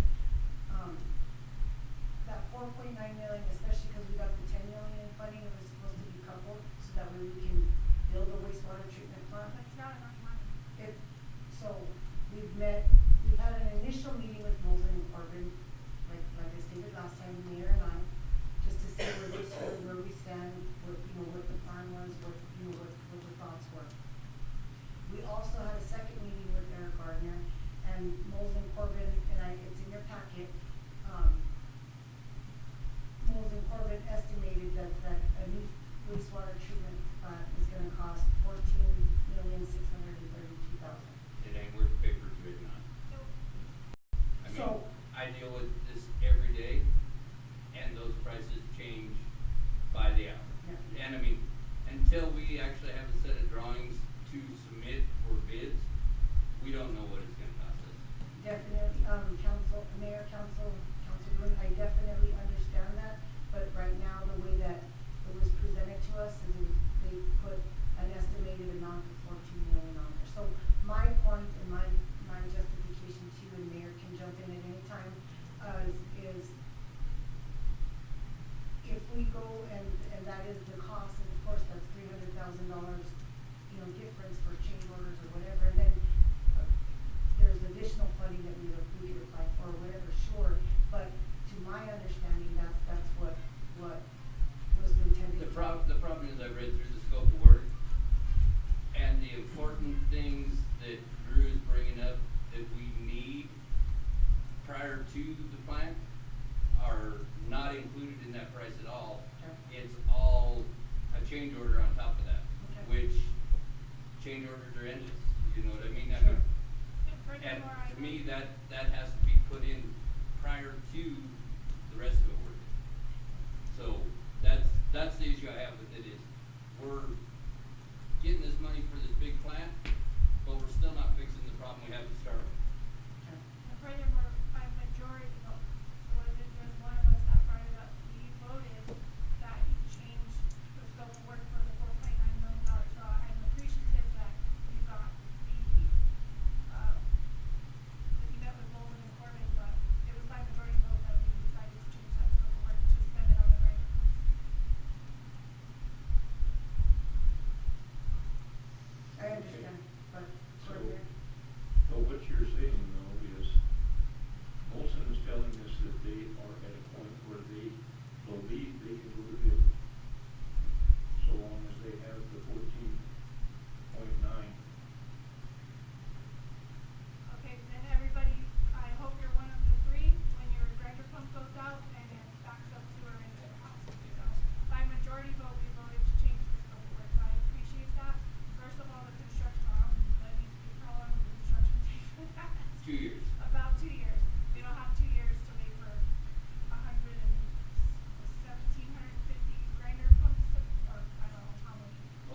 that's the problem. I think we put the cart in front of the horse.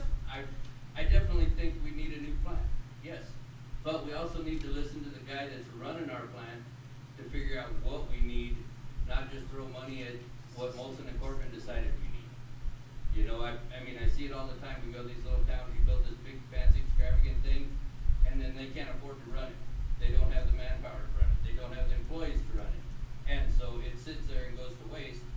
We spent 10 million, but we have no better than we have right now. And like I said, we shouldn't even be up for discussion because by majority vote, we had already decided to change that scope of work.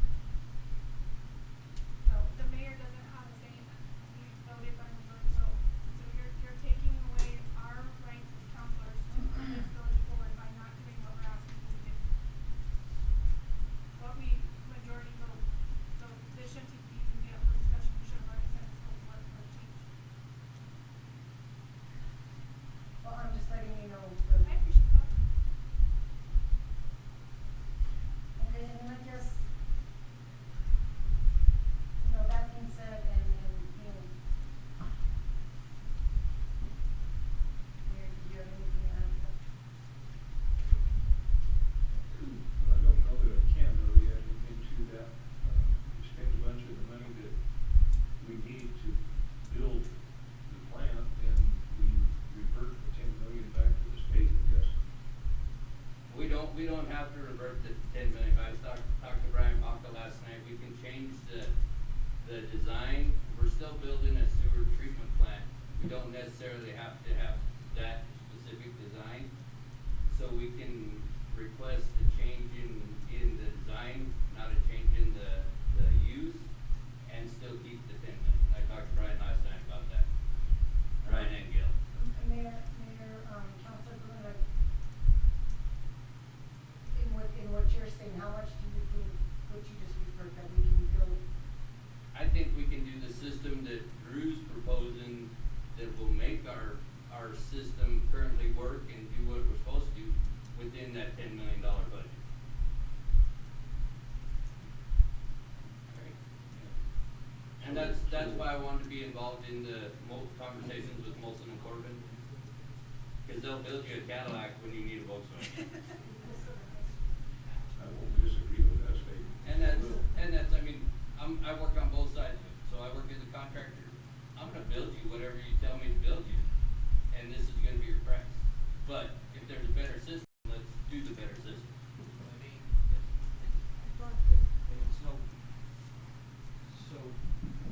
I had met previously a mayor who had to, before Erica got here, on the 4.9 million. So just to be clear, and we talked about this at length, I'll talk about it more with them. Eric Gardner is just the engineer, and it's very, very broad on the 4.9 million. It says wastewater treatment improvements. And when you say change of scope, it's not a change of scope, it's add to the scope. Yeah. Right? And the one that Molson Corbin, worked with them a lot, I contract with them a lot, know Jerry Paz very well, and this system.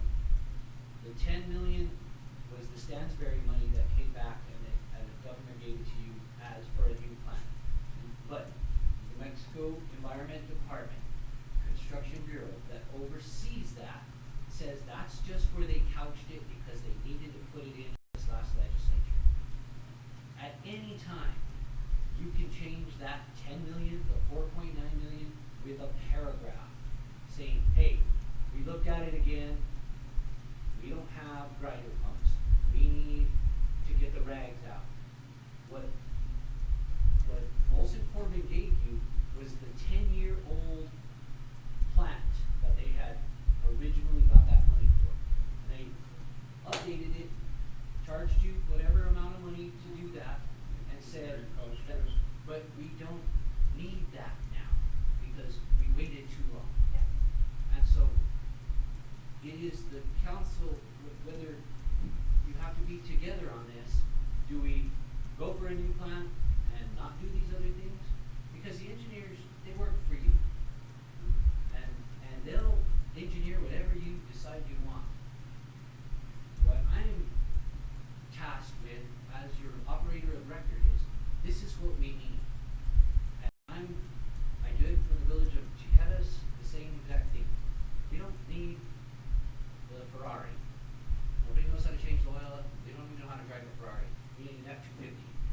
right now, this is what we need, and we gotta take our F-250 that we already have, put some tires, and get that running so that we continue to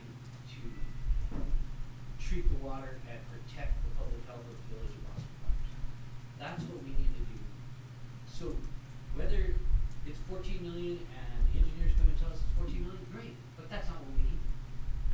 Right? That's not what we need. What we need is to get our grinder pumps and to get our plant as is. There is always more money to build a secondary plant. And it's not anymore, that design of our plant is antiquated. 15 years old. They don't build plants like that no more. Water Authority doesn't build them. Nobody, they're building what's called an MBR, which is high clean water. And your permit is not gonna get any easier. The less water that's in the river, we're gonna have to start meeting higher standards. And the plant that they've designed, that meets standards from 10 years ago. We need to be on the future building a plant that's gonna meet standards of what we're gonna come down the road. One of your main things is ammonia, and we're getting that out now. It's gonna go to nitrates, and that's gonna be harder to get out. And that plant that they have proposed, ask them. And that's why we have to have a meeting with Wilson County.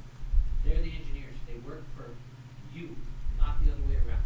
So whatever they propose, that's not what we need. What we need to do is what we need.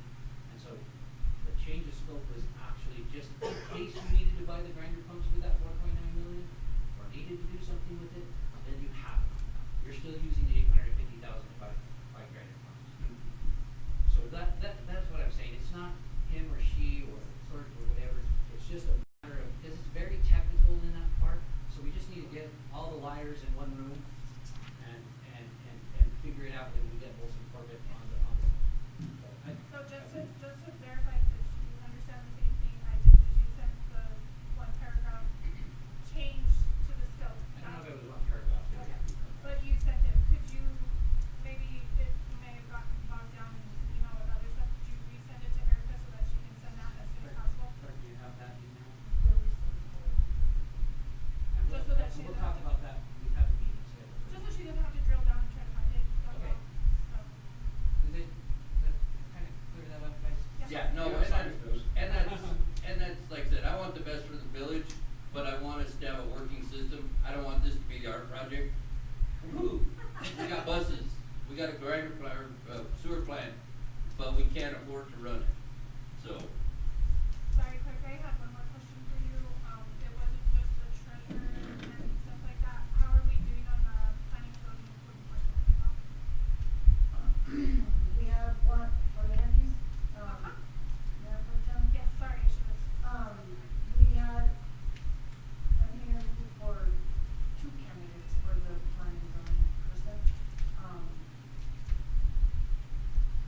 Yeah, so we didn't make any I offers. just realized I didn't ask. Yeah, so, I'll also note really quickly, it's kind of concerning to me because when I brought up and I'm making it a point to give you guys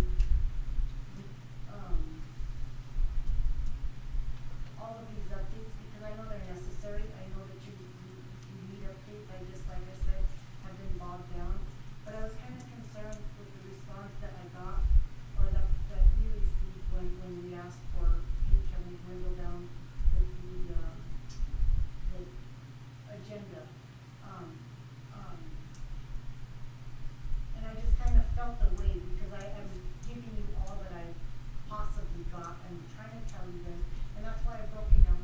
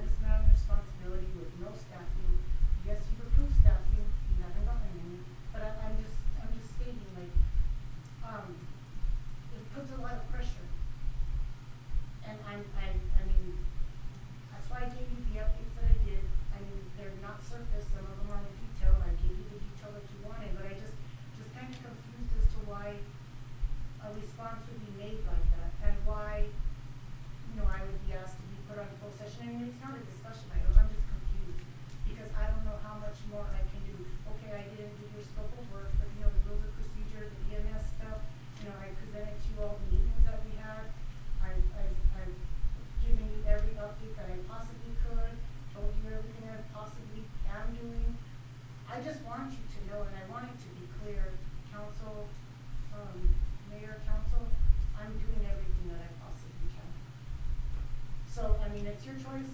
I mean, I think you brought paperwork to put me on closed session You're already on it. for tonight as discussion, understood, but you had asked for me to be put on as an action item.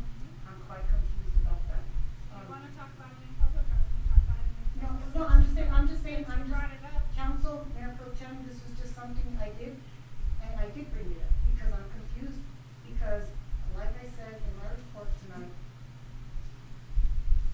you know, there's things I'm waiting on too, just the same, and it's been stated that I'm not taking action on them. I'm taking action on them, but I'm also taking action and stepped up as the treasurer also, so, Clerk, I'd like to add that, I'm super glad that you read that email. You highlighted a lot of stuff, cause I know you work well, I know you do. You make it perfectly clear when you're stating a lot of stuff that you're talking about, and you look directly at the mayor, and you're begging him for help, and he sits there quiet. I know you're stuck between a rock and a hard place, I get it. We are embarrassed that we can't get anything done because of decisions he makes. I apologize for being a little excited on it, but it's embarrassing. We sat there with the legislators last night, we sat there with other elected officials, and it's nice to see elected officials sit there with mayors and working together. We don't have that. I would love, like they suggested, for you to bring us together, invite them, and do things together so that way we're not having behind closed door meetings, so that way we could just pat ourselves on the back and say, I did this because we should be working together to do this for our constituents. We should all be here for them, not just him or not just us. Every time we come, I wonder what his decisions to stop what we did is gonna be brought up. And I get it. I see it in your face. I feel sorry for you. You're stuck between a rock and a hard place. We need to just forget about it. Let's move forward, do what we have to do. And you run this village. Do what you can. We're here for you. And we're gonna do everything we can so we can get stuff done together. So I apologize for butting in. I'm glad, but I'm just glad you mentioned that email and read it, because you brought a lot of stuff to me, and I felt I had to chime in on. Well, Mayor, Councilor Samara, I appreciate that, because I'm not bringing it up to cause a rift. You know, I wrote this just because I was talking and not really say anything, but I too feel the same sentiment. I said, I feel like we need to work together as we all commit to the very best of this village. That's where my confusion comes in, because I simply am trying to do my very best.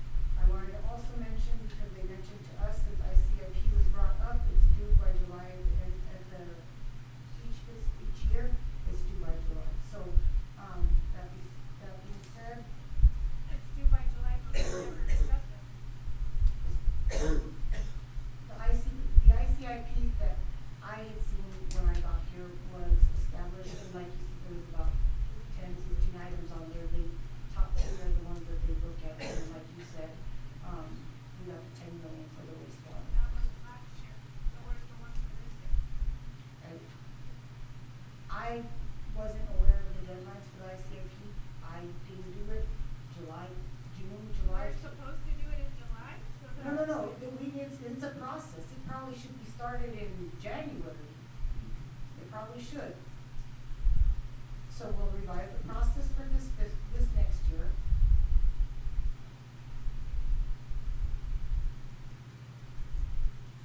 But, you need to submit an ICIP. It's already past due, we're past the deadline. We're at a point now where we can only amend that. Yeah.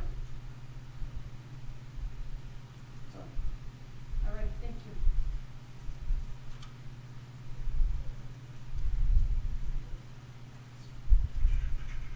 Okay.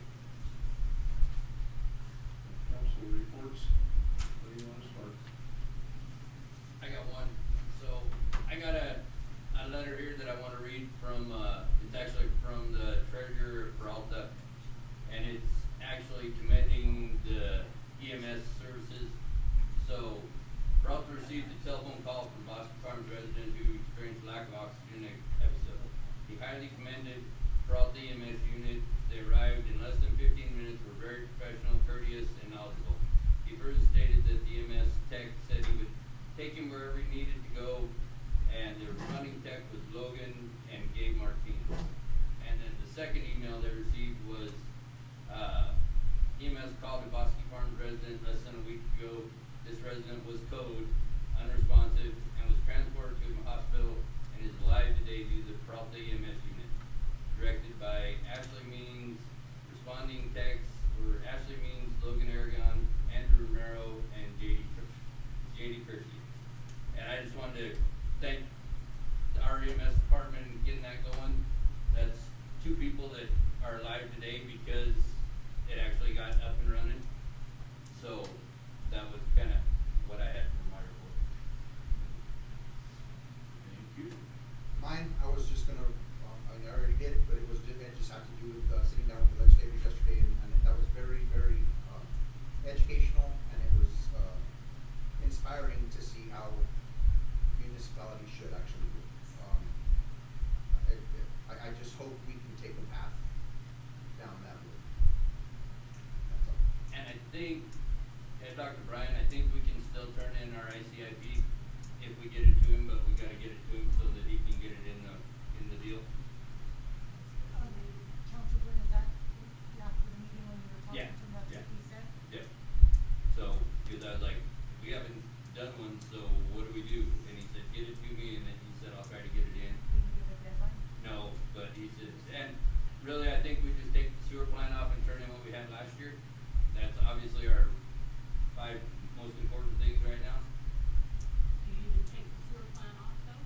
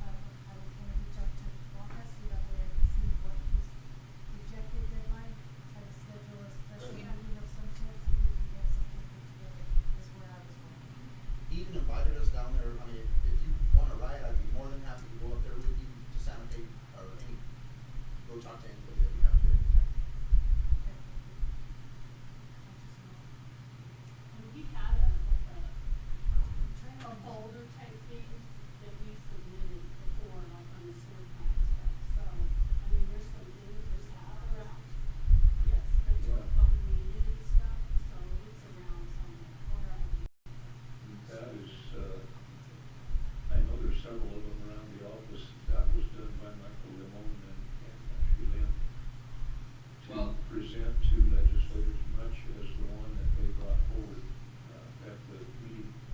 And I asked him if there's a way we can find out what all these deadlines are that we seem to keep missing. So he was gonna try to see if he could get us in touch with that quarterly that gave the presentation to start with, and see if she could set us up to, so we have a calendar of the deadlines that we don't wanna miss. Well, Mayor Council Bruin, I did speak with, the Peralta mayor, we were discussing it, Yep. because he was overloaded and overwhelmed. And so he said that, he was gonna ask them to come down here, so I told him maybe let's get together and That's perfect. we can sit together, Yeah. and then that way Yes. we can sit together in a meeting and we can learn these deadlines and learn, because they too have riders for Well, various especially things. you have shared infrastructure and stuff like that, that could give us Yeah. more money because we have shared infrastructure. So we, Mayor, Yep. Joseph. George Chavez. Joe Chavez, Chavez, Chavez, yeah, yeah. Joe Chavez. So Mayor Chavez and I did have a lengthy conversation about paying for the village and for all of it to meet with them and have like a little training session and a discussion, so. For me, I'm sorry, Officer Pettis left, right? If you give him a message from me. This letter right here is awesome. Because previous, chief and the fire department were constantly doing this. There was a huge rift, unbeknownst to me why it happened, but you should take credit for this too, because under you, this happened. Awesome job in getting that relationship mended with the fire department. I commend you guys, we needed that. This is working together, not against each other. So please tell Officer Perez, thank you, and thank you to you for mending that relationship as well. I just wanted to thank everybody that helped with the fair. We had a lot of good people, several out here. Police department did an excellent job for us, and I appreciate the fire department for being in the parade. My family, I can't thank you enough. We have some really good people in the village, and I really appreciate all their help. We made it a good fair. That's all. I just have one comment to your son Tyson.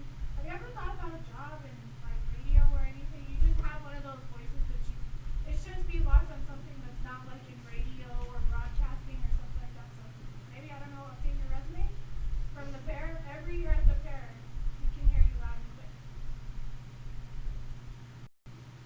Council, I missed a report that I had Ashley come over so she could do an EMS report, and I missed it on the reports.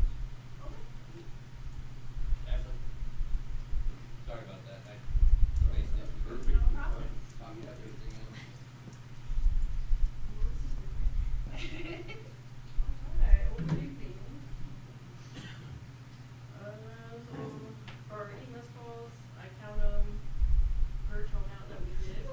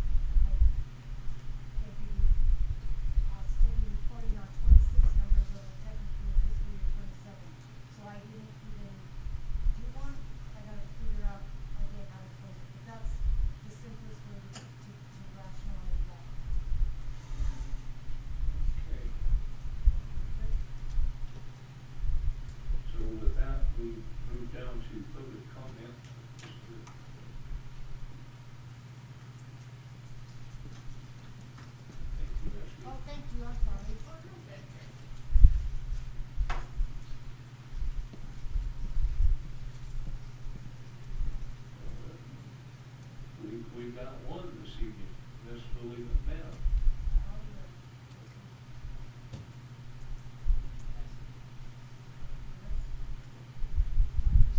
You can stand back there just fine. Mayor, councilors, and everybody else sitting here, there's three things. First, I would like to see us gel together. Cutthroat does not get you anywhere. We need to stand up together, not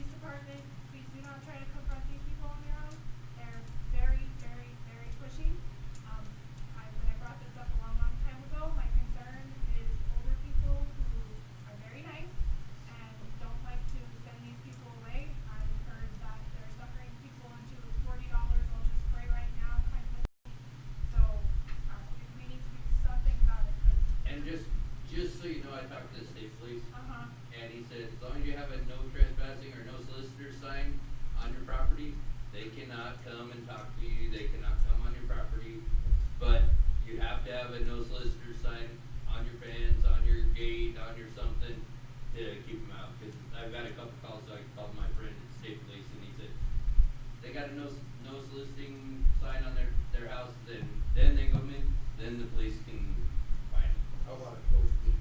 Yeah. Nope, you gotta have a no They can soliciting. jump, because I literally have two gates to get to my property, one at the road and one to get into my property, and he's squeezed through both of them.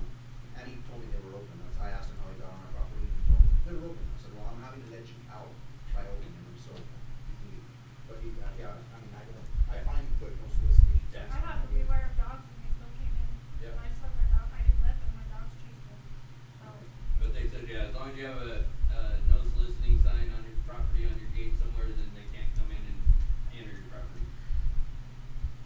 So that was his fix for it, cause he said, as long as you don't have that, they can come and knock on your door. okay. Is that true? Is it true? So that is true, but if they go on your property and you tell them to, they have to leave. Well, I mean- It's a no post trespassing, tell them you're trespassing, you go on property. I did send that out, so. So chief, I mean, even just, like I said, even just somebody jumping your fence or trying to pry into your fence, that's legal? Okay. So, but if you tell them to get off the property, they can do that. Okay. I'm sorry, they're going to get my own glasses. Oh, that's okay. I keep rubbing my eyes and then I can't see any of you, so. Mayor, I'll move to rescind, my review and approval and, make a motion to, postpone review and possible action regarding proposed amendments to the next.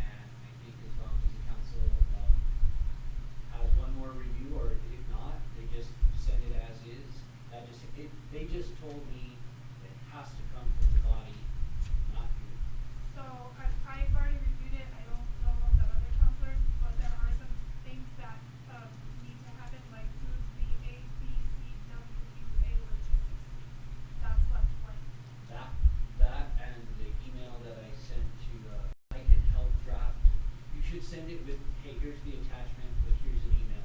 Those are water authority employees. Oh, that you don't know who they are. Well, I didn't have their emails or Oh, their okay. exact name, so I just put a placeholder for it.